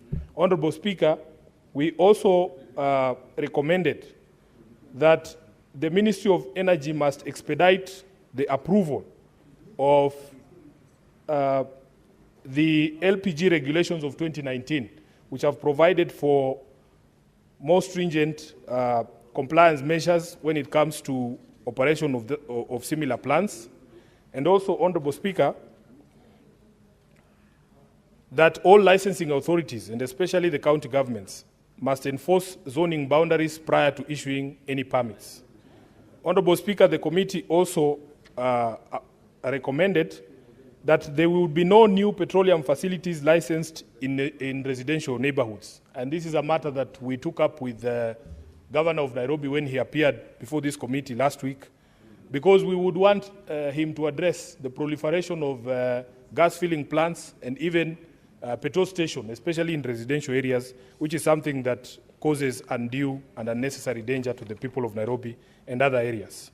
Honorable Speaker, finally, we address the question of compensation for affected victims, and this you will find at paragraph 18 on page 12, that the affected victims should be compensated through the National Disaster Management Unit, whose main function is to administer a comprehensive emergency disaster program in collaboration with stakeholders, EPRA, and in order to save lives and protect property. Therefore, Honorable Speaker, we have tabled this comprehensive summary of the committee's findings, observations, and recommendations. And on behalf of the committee, we just want to wish the various to thank the various stakeholders who came before the committee and submitted their views, including the cabinet secretaries, NEMA, EPRA, PIEA, and the Energy Dealers Association, and the governor of Nairobi City County for appearing, and we hope that they will take seriously the recommendations that have been made by this committee. I wish to also acknowledge the 11 lives that were lost in the tragedy and the many people who were injured or displaced or who suffered loss due to damage to their homes and their businesses. This devastating event left a profound impact on our country, and our hearts go out to all those affected. As the committee responsible, we have made a commitment to ensure that the relevant regulatory bodies implement stricter safety protocols to prevent future incidents. Finally, I wish to thank the officers of the Speaker and the Clerk of the Senate for their support during the entire process of considering this matter. It is now my pleasant duty, Honorable Speaker, to table or to move this motion and to ask that I don't see any member of the Energy Committee, the Majority Leader, to second the motion. I thank you, Honorable Speaker. Majority Leader, please proceed to second the motion. Thank you, Mr. Speaker. Mr. Speaker, I rise to second, which is this report on the inquiry into the LPG explosion in Mradi area, Mbakasi. Mbakasi is where I grew up, Mr. Speaker, and anytime such disasters happen, it reminds me that despite the fact that I have a position of privilege now, it may as well just have been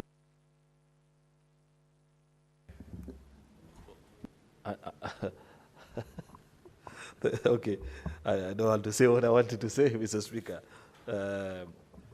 because it's a very serious, it's a sad affair, and we must really appreciate the Senate's Energy Committee, the Standing Committee on Energy, for taking the time to look through this matter, Mr. Speaker, and ensure that they file a report which, Mr. Speaker, I hope can fully be implemented.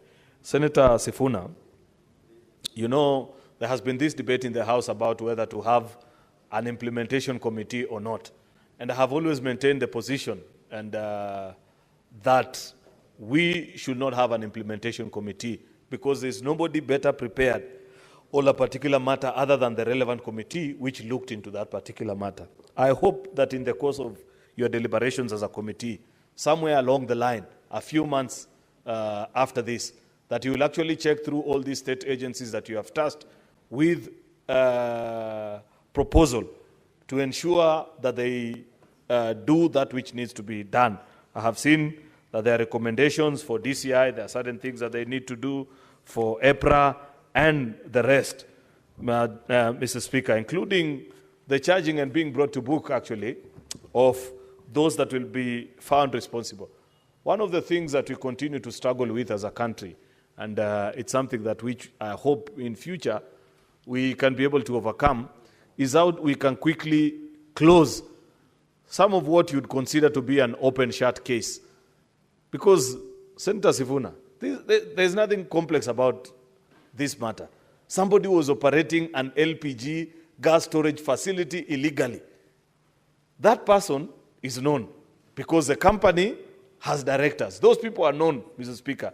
They caused death and lifelong injuries to other citizens, including a very good friend of mine called Collins Nabiswa, Mr. Speaker, who lives somewhere within that proximity. Somebody, a good friend of mine that I play football with and were with in high school. Today, if you meet him, you'll barely recognize that he's a gentleman that we were in school with, Mr. Speaker. And so many other Kenyans that were affected because of such negligence. Why does it take inordinately long? Why is it that the owners of this company are not serving time in jail? Why is it that this case, Mr. Speaker, and you are a lawyer, you understand this, why does it have to take that length of time where the case appears before a judge, then he gives a mention date of I don't know which other date? You know, we must copy world established practices, especially those that are worth copying, Mr. Speaker. You remember recently, and I keep saying, I have said this example more than once, and I hope the day that I meet the CJ, because one day probably we may meet them, we'd wish to know, as the Houses of Parliament and as leaders, what is it that we can do with our judiciary so that we conclude on some of these matters, Mr. Speaker, expeditiously. And I cite the example of recently in the UK, there were demonstrations, if you recall. I think there are kids who had been killed, and there were demonstrations, and somehow they spilled over and almost turned into chaos and racial hate, and there were destruction of property and things like that, Madam Speaker. All the people that participated and they were captured on CCTV, breaking into people's shops, mugging others, destroying property, Madam Speaker, most of them have been arrested, and they're already serving their time in jail. A judge listens to the case, watches the CCTV, confirms that this is Aaron Cheruiyot who I'm seeing. After they put their defense, the following morning they show up with a verdict, and you begin to serve your time in jail. I don't understand why in Kenya it is extremely impossible, Madam Speaker, to see such kind of things. This is somebody who was operating a facility illegally without any license, Mr. Speaker. Why does this matter have to take that length of time before these people that lost their lives and those that were injured in this fire finally get justice? I really hope that with the passage now of this report that has been brought before us, Mr. Speaker, the agencies and state departments, including the DPP, would actually consider a quick conclusion of the trial of these people that were involved. Second thing, Mr. Speaker, is on the issue of EPRA, where it is increasingly clear that where there are shared responsibilities between EPRA and the county government, that they should ensure strict adherence to the licensing requirements outlined in the Petroleum Act. There is need, the committee observe, for comprehensive review and regular updates of the licensing processes to be conducted to enhance transparency, efficiency, and compliance. You know, the unfortunate thing, Mr. Speaker, is that in this country, when Parliament passes laws on licensing procedures, unfortunately, the monitoring units, be they of county governments or even institutions such as this, they see them as a cash cow. I will not be surprised if many times there were EPRA officers who perhaps have gone to this institution more than once, and they have been, of course, seen to look the other way, and eventually this happened, Mr. Speaker. It will be important, and this did not come out quite elaborately, and I don't know if you pursued it, Mr. Speaker, for the DG of EPRA, Mr. Daniel Kipto, to tell us, because I want to believe that they have divided the country and given zones of which officer is in charge of which particular zone, you know, to tell us which of his officers actually slept on the job. Because an LPG storage facility is not a tin shack shop. It's a big facility that anybody who drives on that particular road, Mr. Speaker, will easily notice. This facility, listening to the testimonies, if I recall, at that particular time when this incident was alive in the country, citizens said it had been operational for years, actually, and that people would go in, refill, and move out until this disaster struck. The question, Mr. Speaker, perhaps that we need to know, even today, is what is it that EPRA has done since the occurrence of this disaster to ensure that this never happens in any part of this country?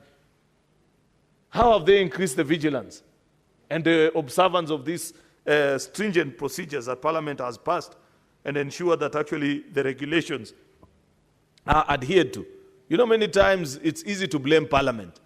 Many times on social media, on public talk shows, Mr. Speaker, Parliament is always the easiest to carry the burden when such things happen. But on many things in this country and the challenges that we continue to face, it is not for lack of good laws. We have passed very many good laws, Mr. Speaker. It is the implementation that we continue to struggle with. And second, and most importantly, is the first point that I spoke about, that there are no sanctions against those who violate those regulations. The fact that people are never punished. The fact that it takes too long, Mr. Speaker, to make a decision, to even, Mr. Speaker, be remorseful.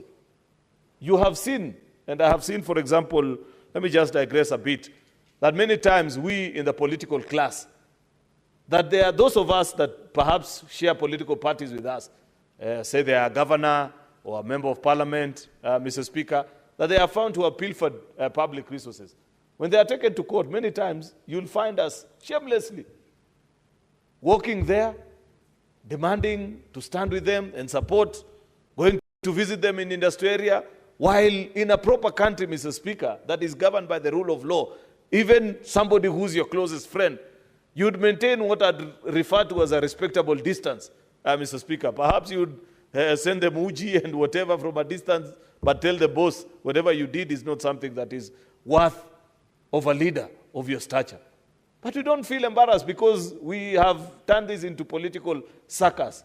And our citizens have followed in tow to ensure that so long as somebody is known to you, they don't mind, they don't care the things that are done. There are many problems that people continue to deal with. It is not for lack of laws that this country, Mr. Speaker, continues to face the challenges. We are today here speaking about LPGs. You can pick any topic. You'll be nightclubs operating in residential areas. Today, if you walk in this city, Madam Speaker, there are nightclubs all over. Yet there is a county government, there is NEMA, Mr. Speaker. And many times, you'd find that for one reason or the other, people look the other way. The judiciary is also complicit in this. Because many of these institutions, when the county government shut them, they go and obtain a court order. Up to when, Mr. Speaker, shall we continue to just come and cry and say, oh, this or that needs to be done? In fact, I have realized that many times, Mr. Speaker, it takes even ignoring of court orders for people to achieve some of the things that have been achieved in this country. Because there's a circus everywhere. From the implementing agencies to those that are the regulators, and to eventually the law enforcement agencies. And even when people are taken to court, Mr. Speaker, they are let go off with a slap on the wrist. People bend laws, Mr. Speaker. There is also a recommendation. There are so many recommendations to EPRA.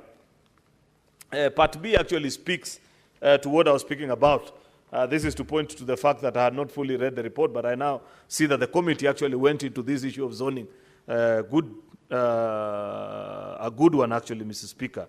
That physical inspection should be carried out before issuing any license to ensure that the zoning laws are not breached. Because there are areas through which you cannot be allowed to run such a facility. These include residential areas, Mr. Speaker.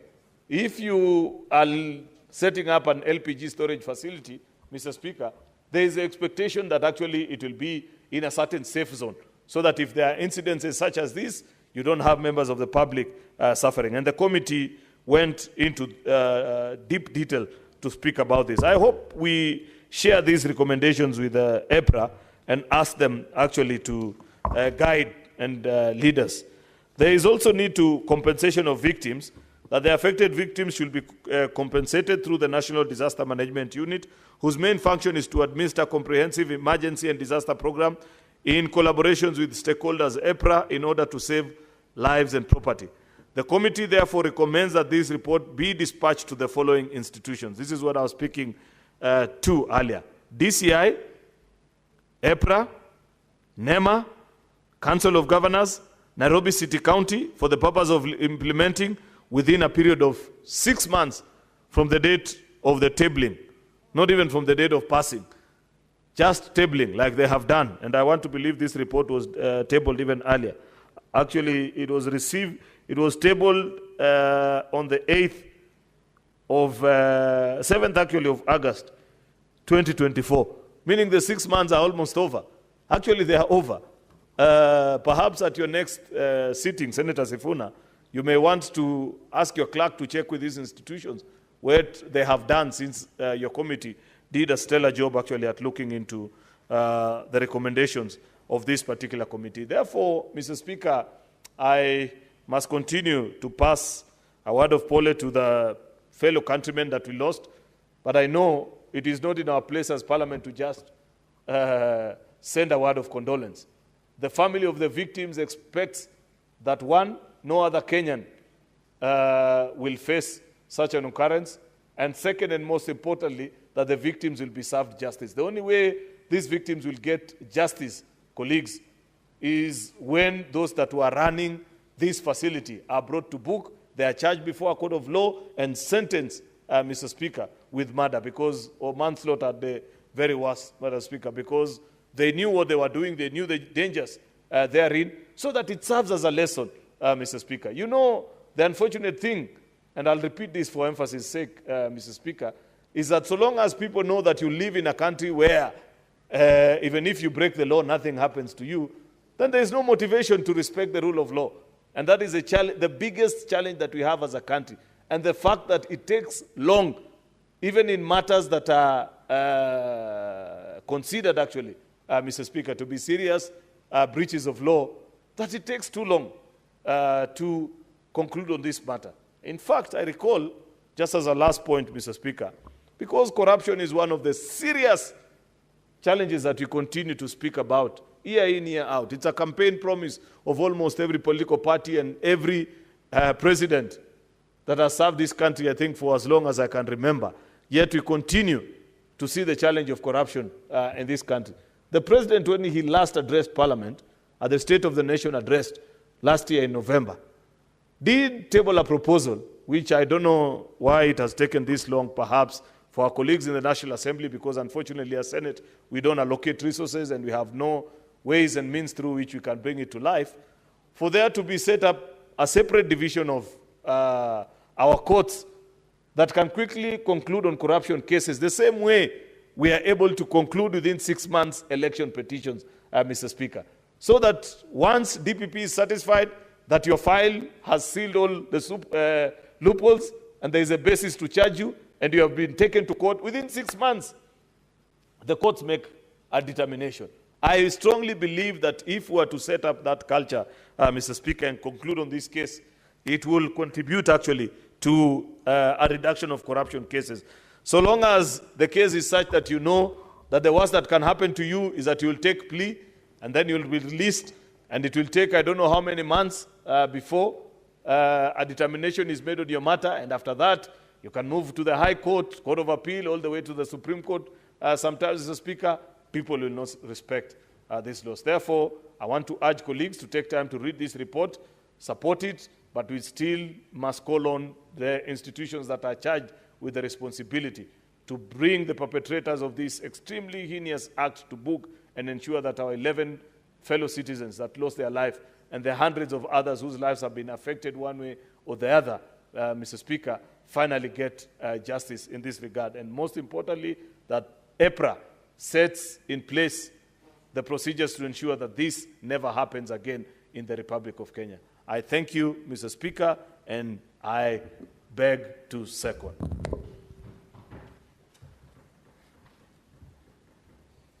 Now, honorable senators, I now propose the question that the Senate adopts the report of the Standing Committee on Energy on its inquiry into the liquefied petroleum gas LPG explosion in Muradi area, Embakasi, Nairobi City County, laid on the table of the Senate on Thursday, 8th of August, 2024.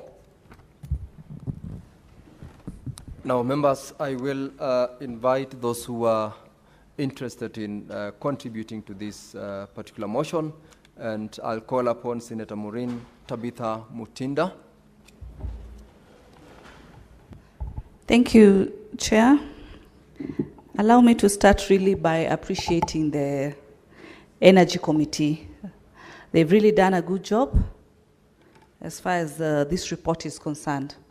It's a very important report, Mr. Speaker, because when this incident happened in Embakasi, I was able to appear.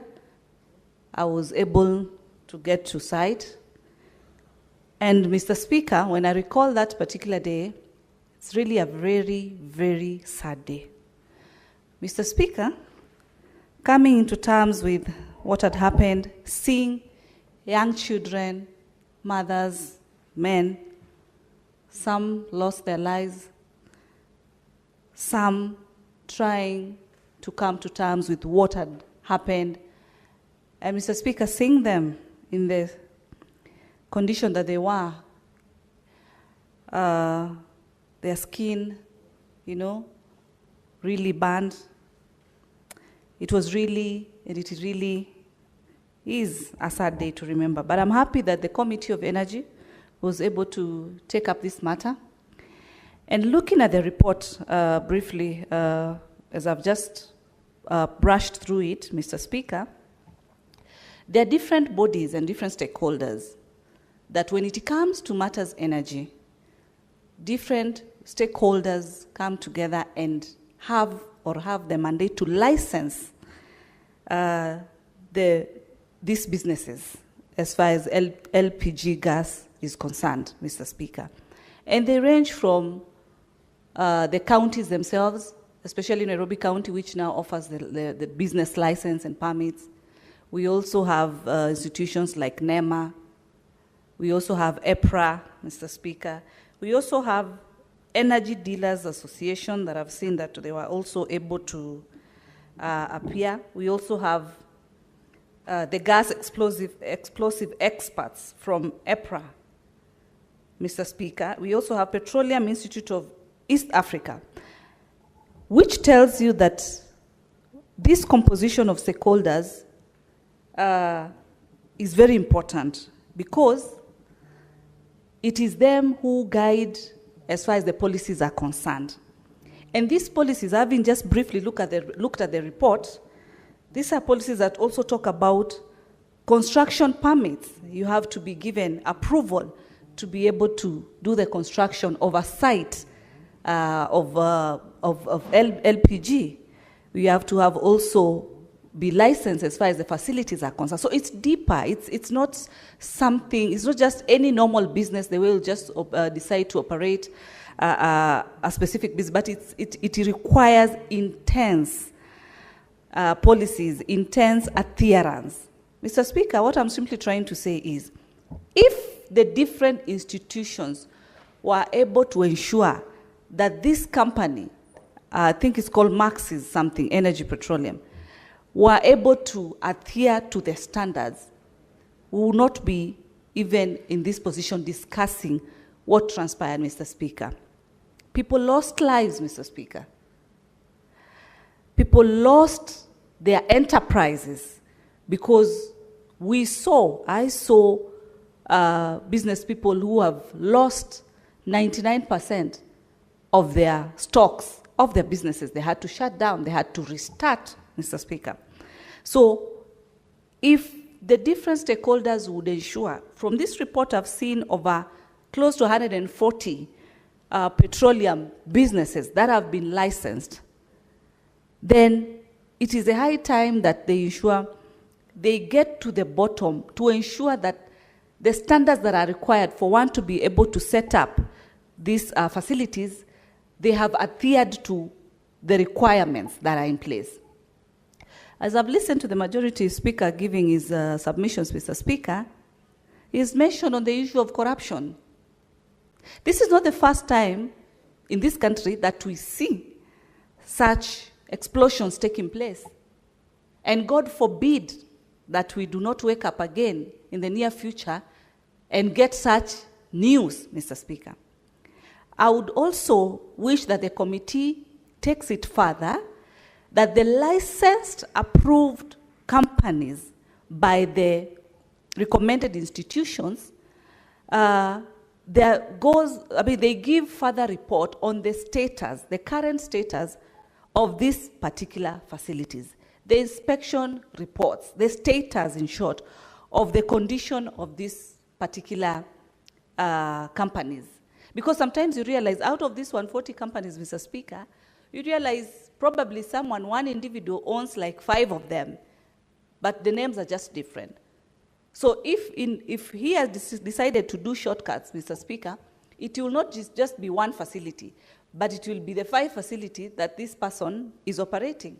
So it is important that the committee takes advantage of the companies. The report indicates the companies that are licensed. Then they go deeper to get into understand the status of these particular companies. Have they adhered to the policies, to the requirements as far as KEB standards are also concerned, NEMA standards, the EPRA standards that are needed. The counties also themselves to be able to ensure, because all these companies cut across all the 47 counties, but Nairobi has majority of these particular companies. So you find that also whereby these approvals are given, and yet this company is within an estate, is within households, homesteads, Mr. Speaker, then that's an automatic risk. We've seen earlier whereby we've said clubs or what do you call them, clubs and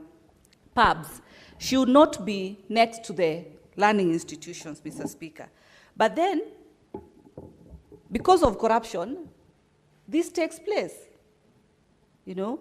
So the issue of ensuring proximity is considered as far as homesteads are concerned, businesses are concerned. These institutions should not be within households. It should be having the appropriate proximity. I don't know even how the construction permit was issued by the same EPRA, yet this facility was within the residential places, Mr. Speaker. The culprits should now be brought to book. People lost lives. That is equal to murder. The law is there. It's very clear, Mr. Speaker. So the security operators, the legal system should ensure they fasten this so that it sets an example to others who are still not adhering. Because, Mr. Speaker, you find that the cases drag, they take time, someone is just free, they're still continuing these businesses, because even looking at this report, this stakeholder or this business person seemed to have this business under still another name, you know. And so if this is, if they are not brought to book on time, then this brings the risk of more scrupulous business people undertaking these businesses and exposing Kenyans to the risks that come with it, Mr. Speaker. With those few and many remarks, Mr. Speaker, I appreciate the committee's work, and the culprit should be brought to book as soon as possible. I submit. Thank you, Senator Tabitha. Senator Karen Nyamu.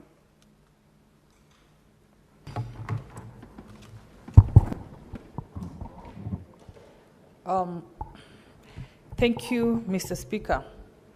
I have followed keenly as Senator Sifuna presented that report from the Energy Committee.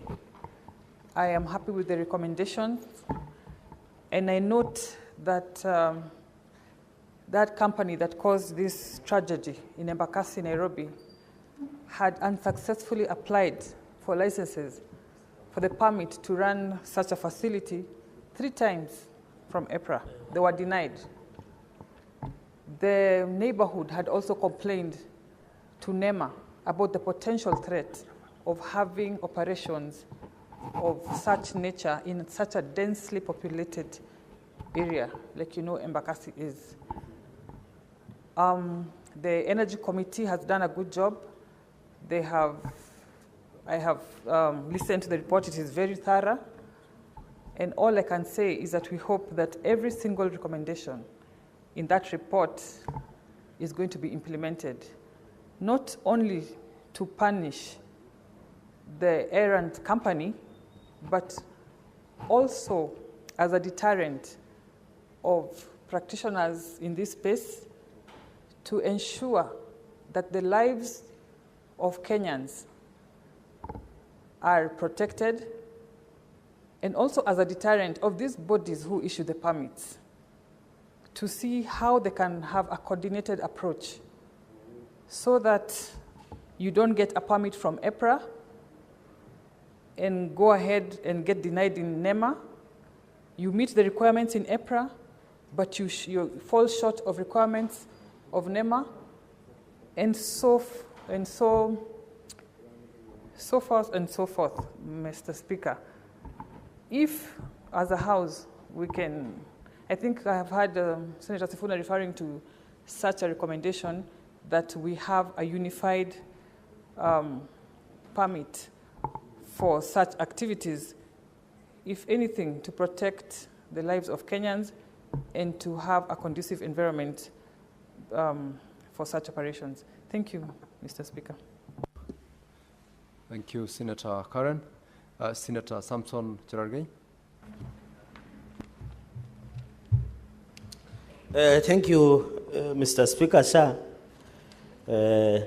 And thank you for holding forth. I saw you in the morning busy grilling your governor on issues of status of education in Bomet County. And I hope the governor was not crying, because the pictures we are seeing, I hope he had a problem with his eyes, because the pictures we are seeing. Maybe when you will get a chance, you will be able to tell us. Thank you, Mr. Speaker. I think I rise to support this motion. The issue of, Mr. Speaker, we were horrified when, and I want to ask EPRA, Energy Petroleum Regulatory Authority, under the law they are supposed to regulate, Mr. Speaker, sir. On many occasions, Mr. Speaker, sir, how would you allow, Mr. Speaker, a LPG gas company to operate within the residential area, Mr. Speaker, sir? This country, there is so much impunity that even Jesus Christ was to come back to Kenya, he would be worried, because we have so many laws, many good laws, but the implementation and effectiveness of those laws, Mr. Speaker, sir, no one is complying with. the IPRA should have not even licensed such an LPG gas that is within residential area, Mr. Speaker. Even when we passed the issue of Alcohol and Control Act, the famous Mututo law, the issue of churches and mosques within residential areas. I have seen here in Nairobi, and my two sisters, Nairobi delegation, Senator Karen Nyamu and my good sister, Senator Mutinda, will tell you, I normally see environmental compliance officer running around in Nairobi trying to tell people you cannot operate disco, you cannot operate mosque and churches within residential area, Mr. Speaker. Even the opening of bars, you cannot open within schools. There is a regulation that has been given, Mr. Speaker, sir. And therefore, we were horrified, and I think the least the Ministry of Energy, through EPRA, and other agencies can do is to compensate these families for the loss of lives and loss of property, Mr. Speaker, sir. We cannot allow as a country that the only thing EPRA is good at is to regulate prices. That is not what the law provided for EPRA only, Mr. Speaker, sir. EPRA under the law has more mandates than just telling us the price of petrol is 200 shillings, tomorrow is 100 shillings. I think there is a big confusion with even the management of EPRA that their work is to tell us whether fuel prices has gone up or has down. They must tell us when they are issuing licensing, who issued. Mr. Speaker, you being a senior lawyer in this country, know that there is what we call criminal negligence. Who issued this license is a residential area. Why are we closing alcohol places and outlets within schools, around schools, Mr. Speaker? It's because we want to comply with the law. And therefore, the loss of life in Embakasi East in Muradi area and also lives of property should be thorough, Mr. Speaker, as we talk.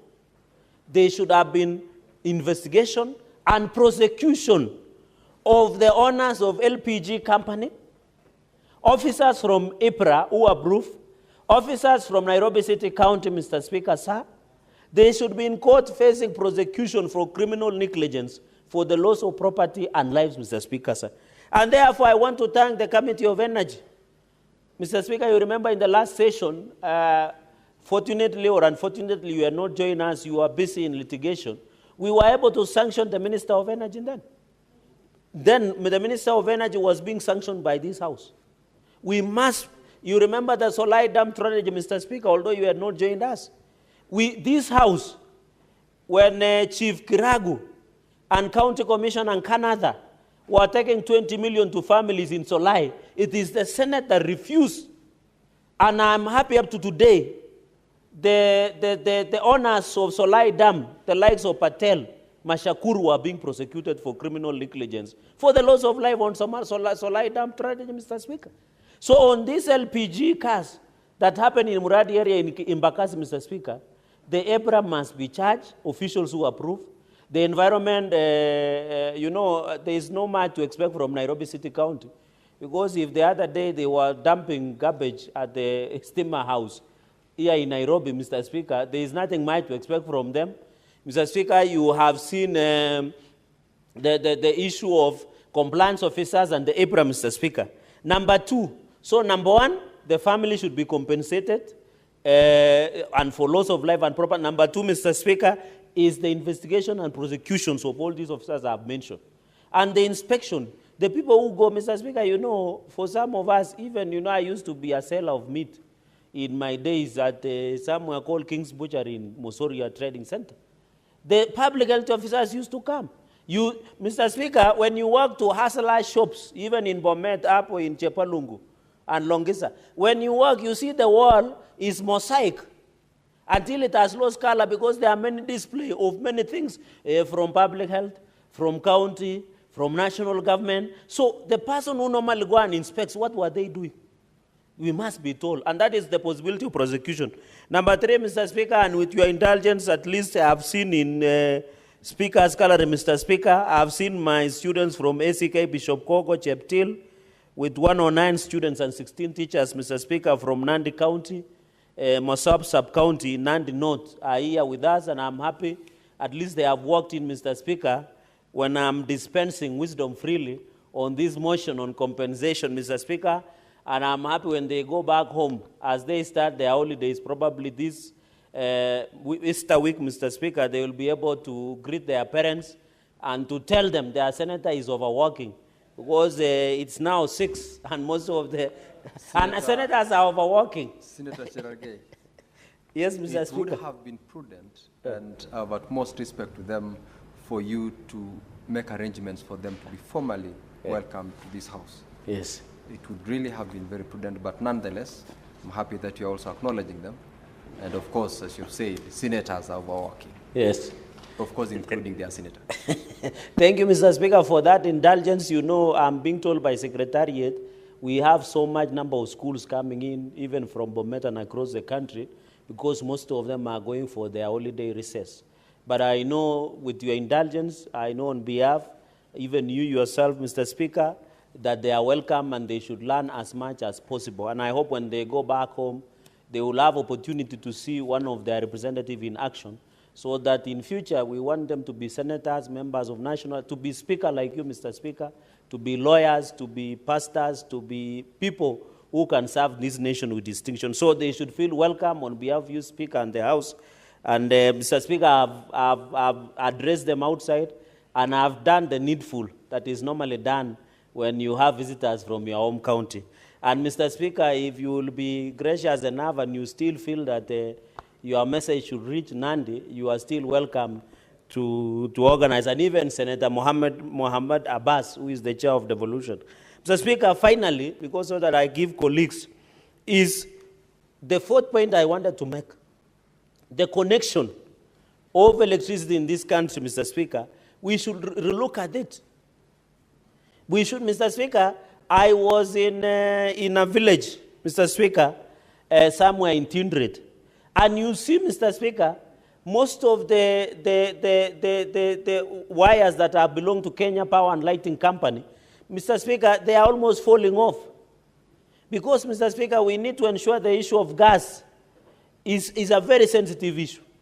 Mr. Speaker, we have had cases where the explosion of gases, Mr. Speaker, we have seen, even I want to challenge EBRA. Mr. Speaker, sometimes you drive, you see a lorry that is carrying LPG gas has got an accident. Mr. Speaker, we should even earmark roads, or we ensure the people who carry inflammable gas, especially our lorries. I remember in Karai many years ago, Mr. Speaker, in Naivasha, there was an accident where there was a spillover of a highly inflammable material, Mr. Speaker.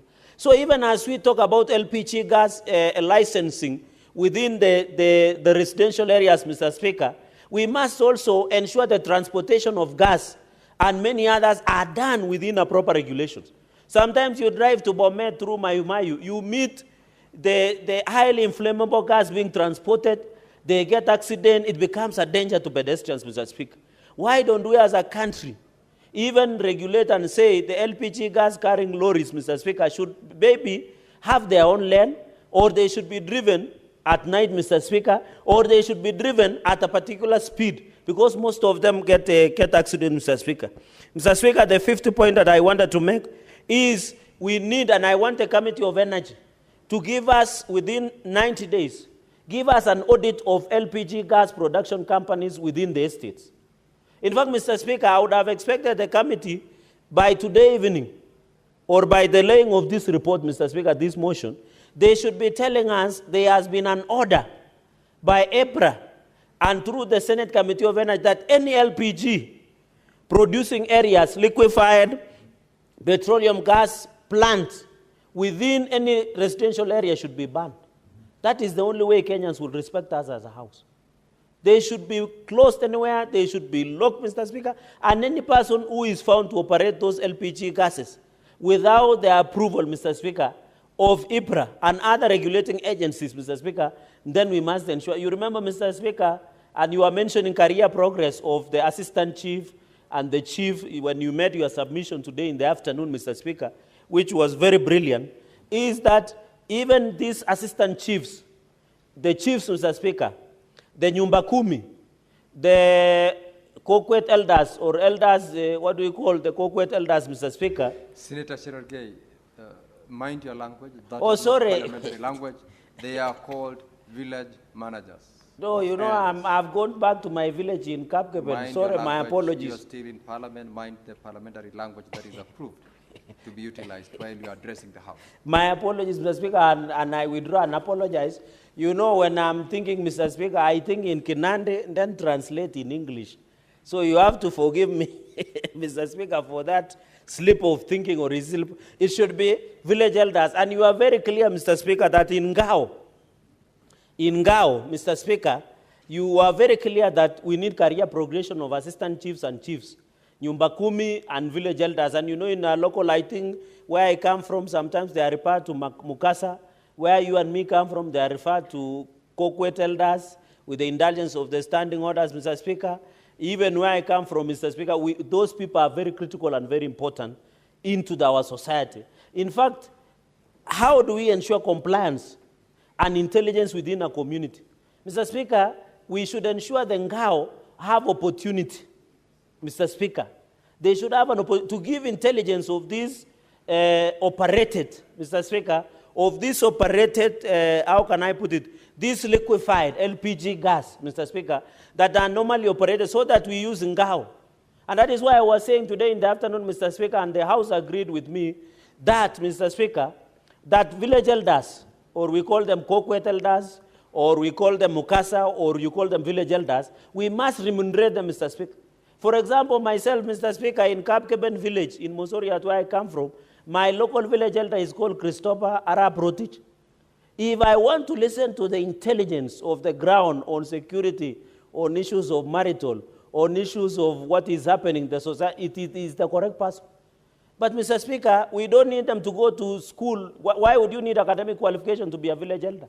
You just need, Mr. Speaker, to understand the culture and the norms, and maybe mature 40 years, and you are married and you have a family, then we must give them the stipend, Mr. Speaker. And therefore, today you are talking about career progression. Let us use Ngao to give us the intelligence, because I know sometimes the LPG gas plants might be operating illegally. And that is how we'll be able to fight this menace, Mr. Speaker. The sixth point that I wanted to make is it possible under EPRA, Mr. Speaker, to put on the website so that Kenyans with digital era, Mr. Speaker, there is TikTok nowadays, there is Instagram, there is Facebook, there is Twitter.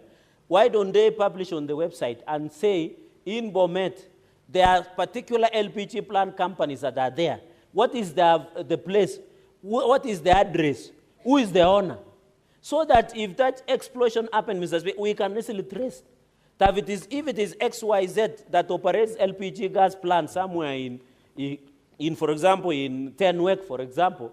I know Tenwek has a very good hospital, and I'm happy you just opened a new wing. I think also you are alumni of Tenwek High School, and I'm happy that that school, I saw former Franklin Bett was wearing a shirt, or Kinyasa in indulgence.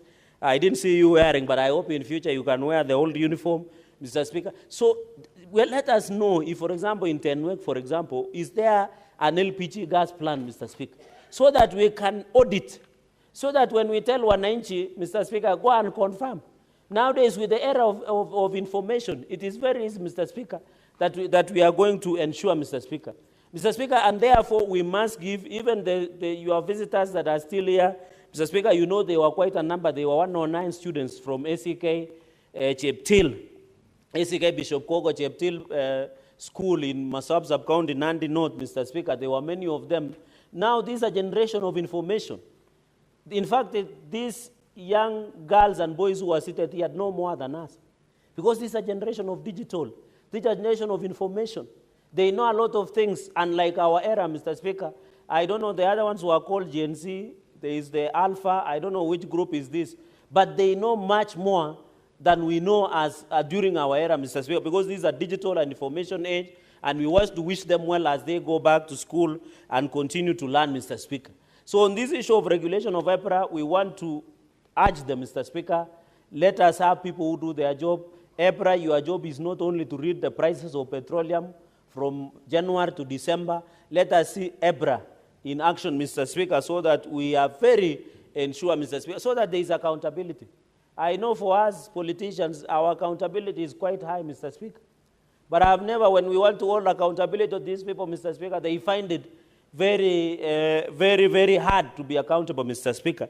Therefore, I want to say this motion and the report of the Committee of Energy on the issue of inquiry into the LPG gas explosion in Muradi area, Embakasi, Nairobi City County.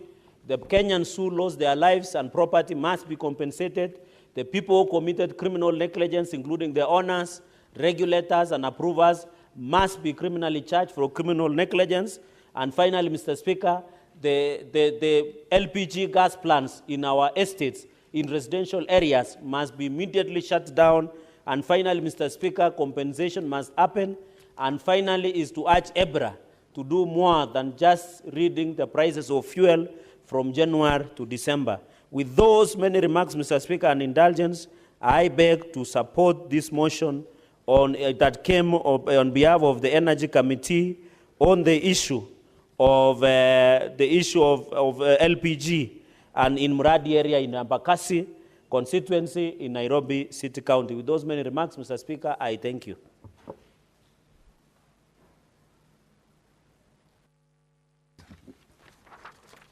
Thank you very much, Senator Cherargei, Senator Fonandi, for your contribution to this particular motion, which of course is very, very important. Now, Honorable Senators, there being no other senator who is keen on contributing, I would like to ask Senator Abbas to reply on behalf of the chairperson of the Energy Committee.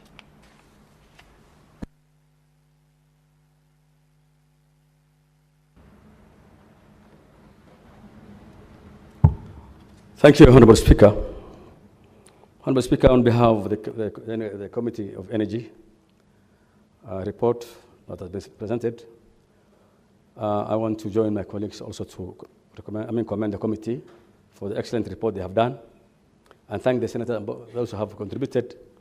Honorable Speaker, as you're aware, this report is of national interest, and I think we need to have more times of debating, and therefore I beg to reply with those remarks. And pursuant to Standing Order 663, I request that the putting of the question be deferred to a later date. Thank you, Honorable Speaker. Thank you, Senator Abbas. Pursuant to the provisions of Standing Order 66, the putting of the question as regards this motion is deferred to a later date. Now, Honorable Senators, with that, we have consulted with the chairperson of Devolution Committee, the Devolution and Intergovernmental Relations Committee, with regards to the motion under Order number 18, and in the absence of member to second, we will defer moving of that motion. Similarly, Standing Order 19 serves the same fate. Now, in the absence of the movers of orders under Standing Order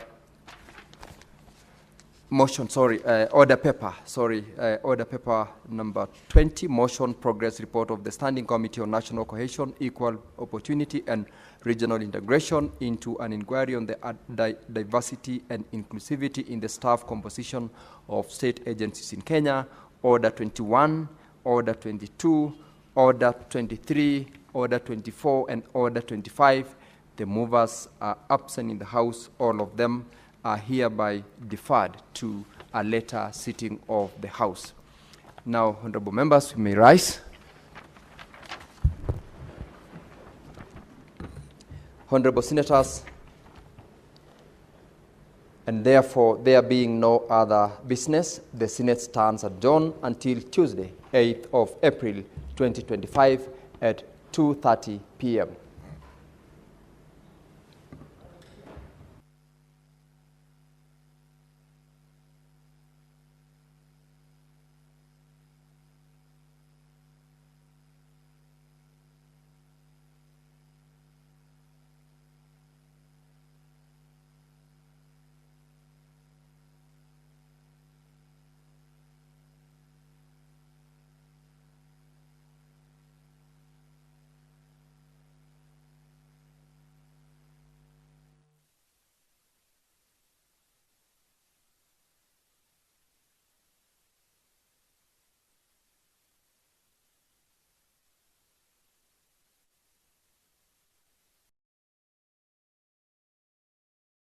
Mr. Speaker.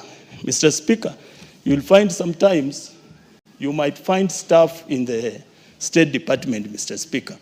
And these staff, they are there, they are qualified, but there are some of them who are not relevant with the laws, Mr. Speaker, and the regulations, Mr. Speaker.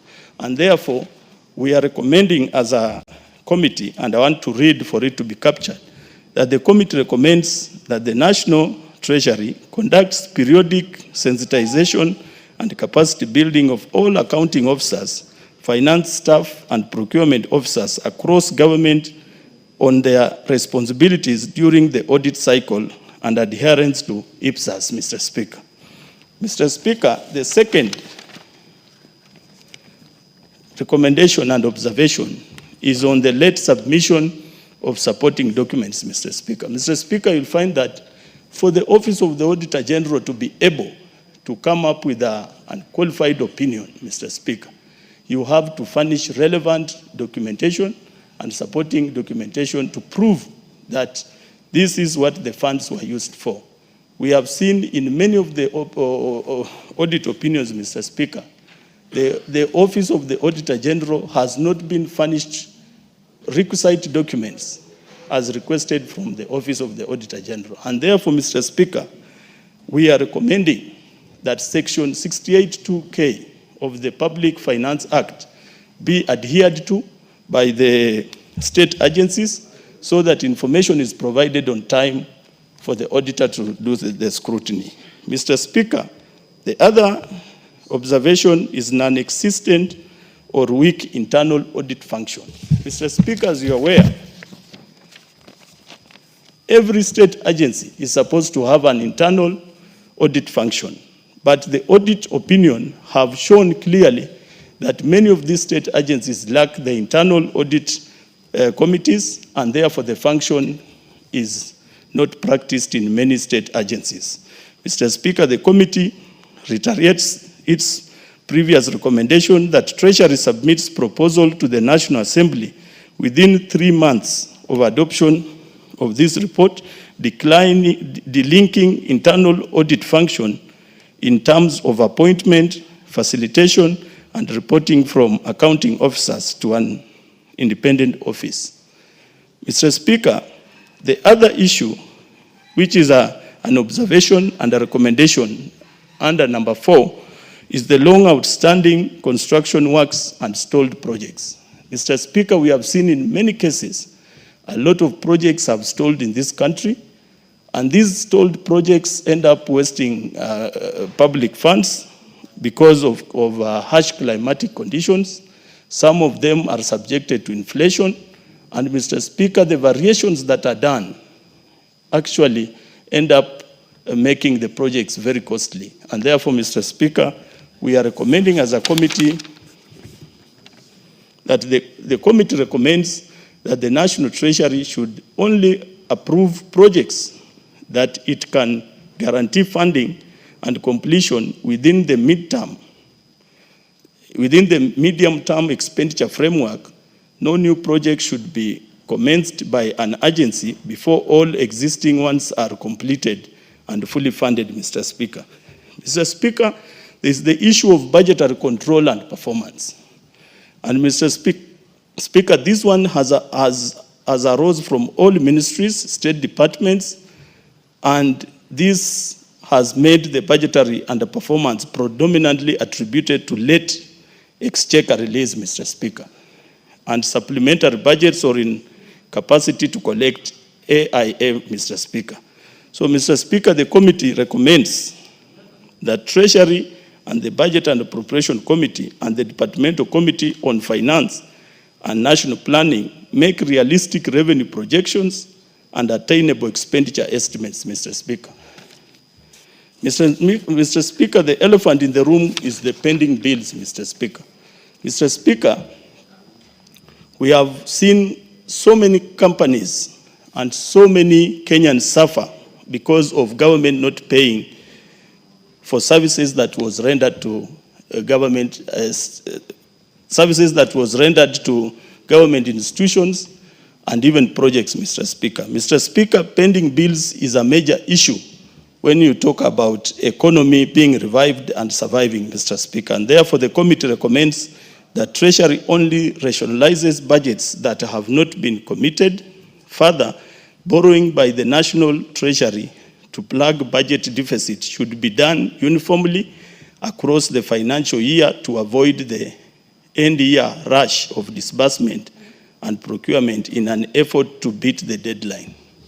Mr. Speaker, we have the issue of accrual and cash basis of accounting, and I'm very sure that many members are familiar with it. It's a basic principle of accounting, Mr. Speaker.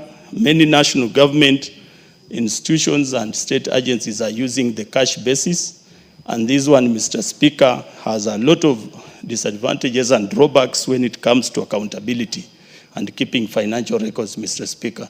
Mr. Speaker, the committee recommends that the National Treasury expedites the full rollout of accrual basis of accounting, as this one is going to give the true picture of a finance state of our state departments and agencies, Mr. Speaker. Mr. Speaker, the other issue,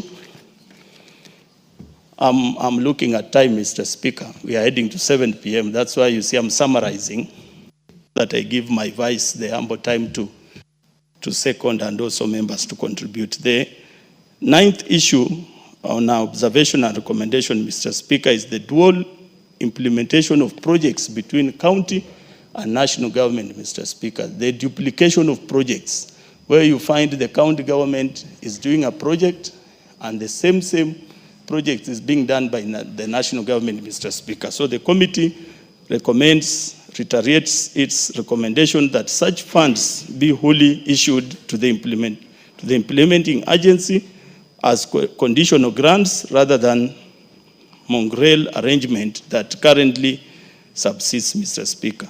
And Mr. Speaker, we have failure / delay to compensate landowners. We have had this issue all along, where especially under the Ministry of Energy, you find a state agency wants to do a power line, but compensating the landowners the way live becomes an issue. And therefore, Mr. Speaker, the committee had several instances, especially in the State Department of Energy, paragraph 1337, 1363, roads 5584, 603, 612, 695, 808, where projects had been undertaken without due compensation of persons, Mr. Speaker. The committee recommends that implementing agencies prioritize compensation of land acquired for project properly and before acquisition is undertaken, as provided for under section 1111, 115 and 117 of the Land Act, Mr. Speaker. So, Honorable Speaker, in a nutshell, the committee wants to assure this House that that this report is going to address major issues that have led to the mismanagement of resources. And Mr. Speaker, just for a nutshell, just to go further to state some of the recommendations which the committee has done, is that the committee did not shy away from prescribing punitive sanctions to gross violation of the law. For instance, the committee has referred paragraph 216, 222, 294, 1476, 1471 to the Ethics and Anti-Corruption Commission to investigate, Mr. Speaker. Mr. Speaker, as I wind up, as I had earlier mentioned, the centrality of this report in the division of revenue bill during the 2021-2022 financial year, total revenue recorded under various revenue statements as received by the national government amounted to Kenyan shillings 2,238,236,839,950, representing an increase of Kenyan shillings 314,593,858,000 437, or about 18% when compared to actual collection of Kenya shillings 1,713,642,981,513 realized in the previous year 2020-2021.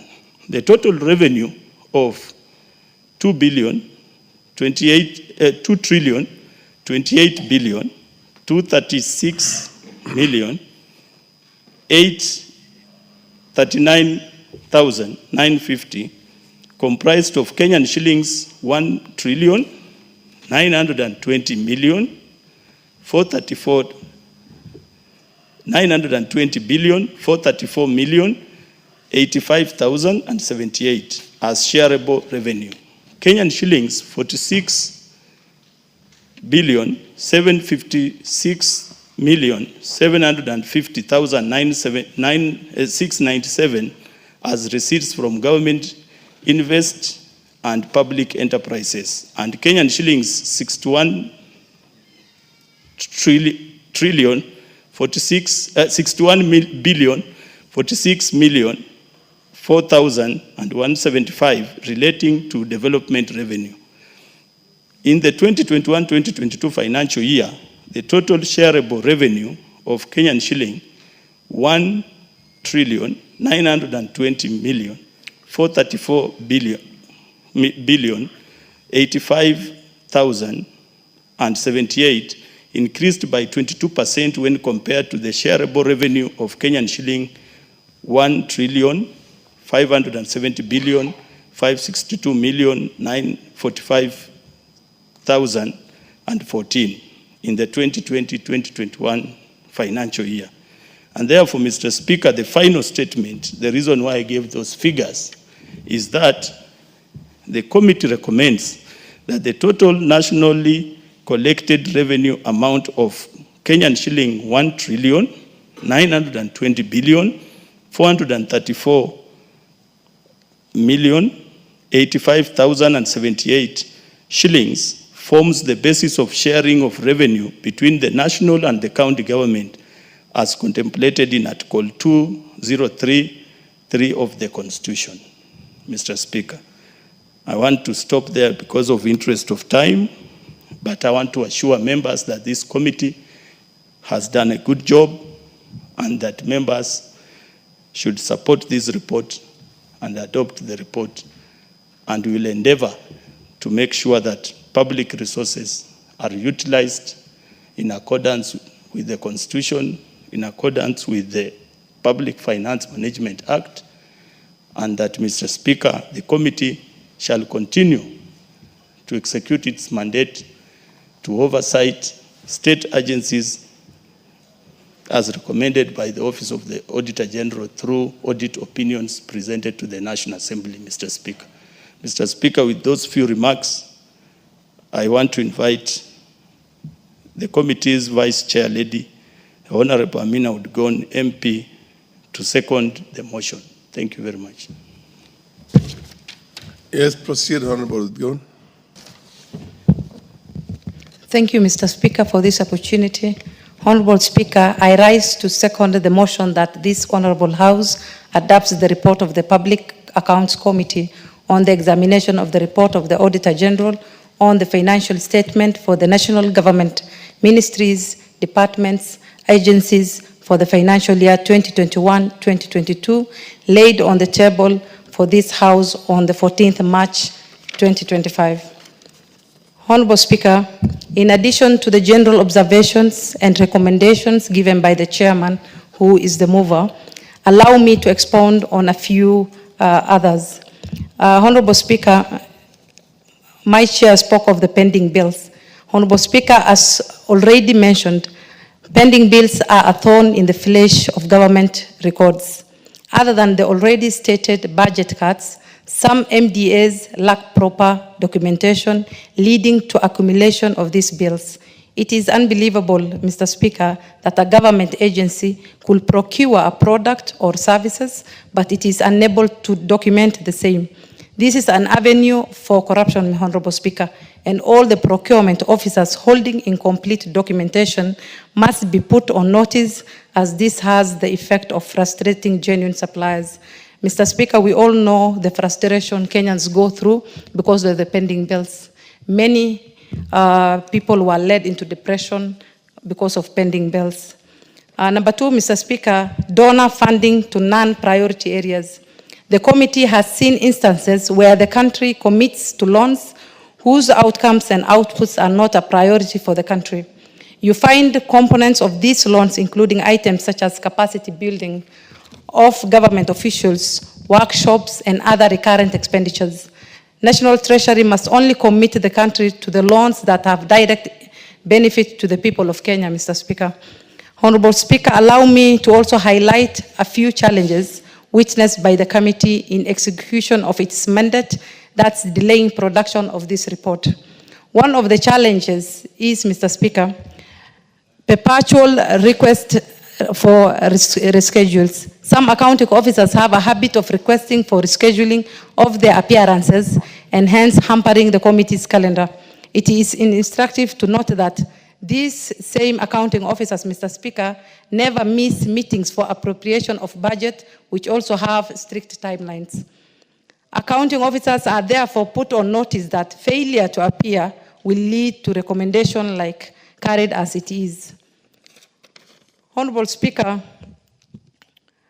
lastly, Honorable Speaker, because of time, honorable members of this noble house will find the report enriching with the recommendations on each audit query. It is therefore that I second the motion to adopt the committee's report, and I thank you, Mr. Speaker.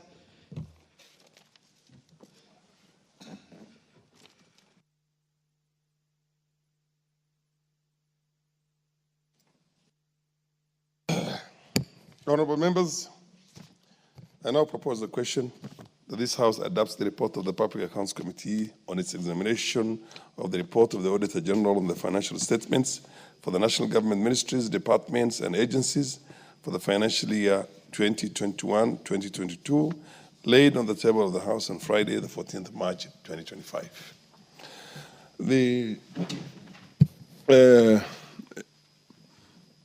I'll give initially the chair of the Finance Committee and then Zulekha.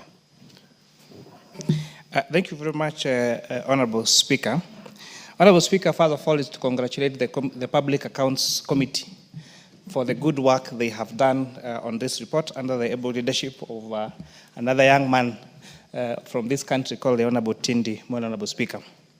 I served in the Public Accounts Committee in the last Parliament, Honorable Speaker, and I can say it's one of the busiest committees that does a lot of work on this particular document, Honorable Speaker, and for them to really table this report in this House takes tremendous work. So thank you for a job well done.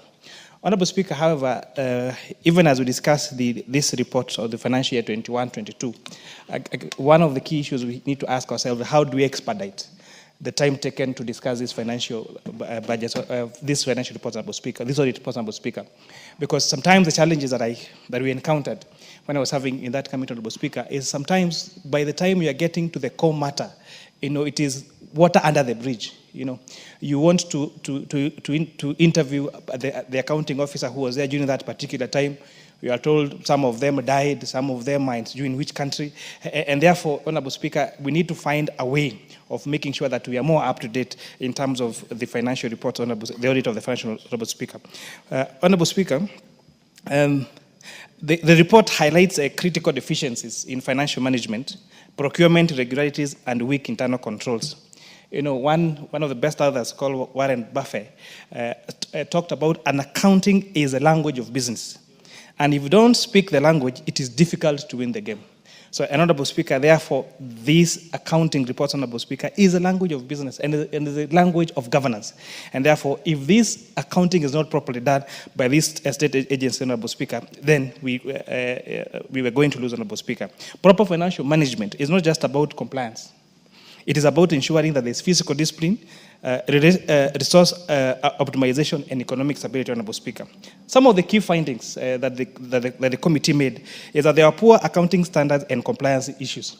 Despite, Honorable Speaker, with this MDS being staffed by professional accountants in every state department, Honorable Speaker, there were very many irregularities. For example, the Ministry of Agriculture and Livestock and Fisheries, there were unconfirmed receipts of like 96 million shillings. The Ministry of Water and Sanitation and Irrigation had material misstatements in their financial reports affecting large infrastructure projects, Honorable Speaker.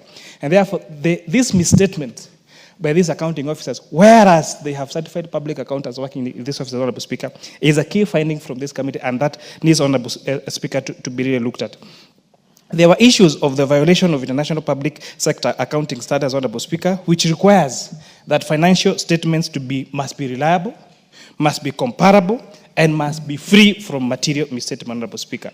What doesn't get measured, Honorable Speaker, what gets measured, Honorable Speaker, gets managed. And when now we do not have this particular resource not being measured, Honorable Speaker,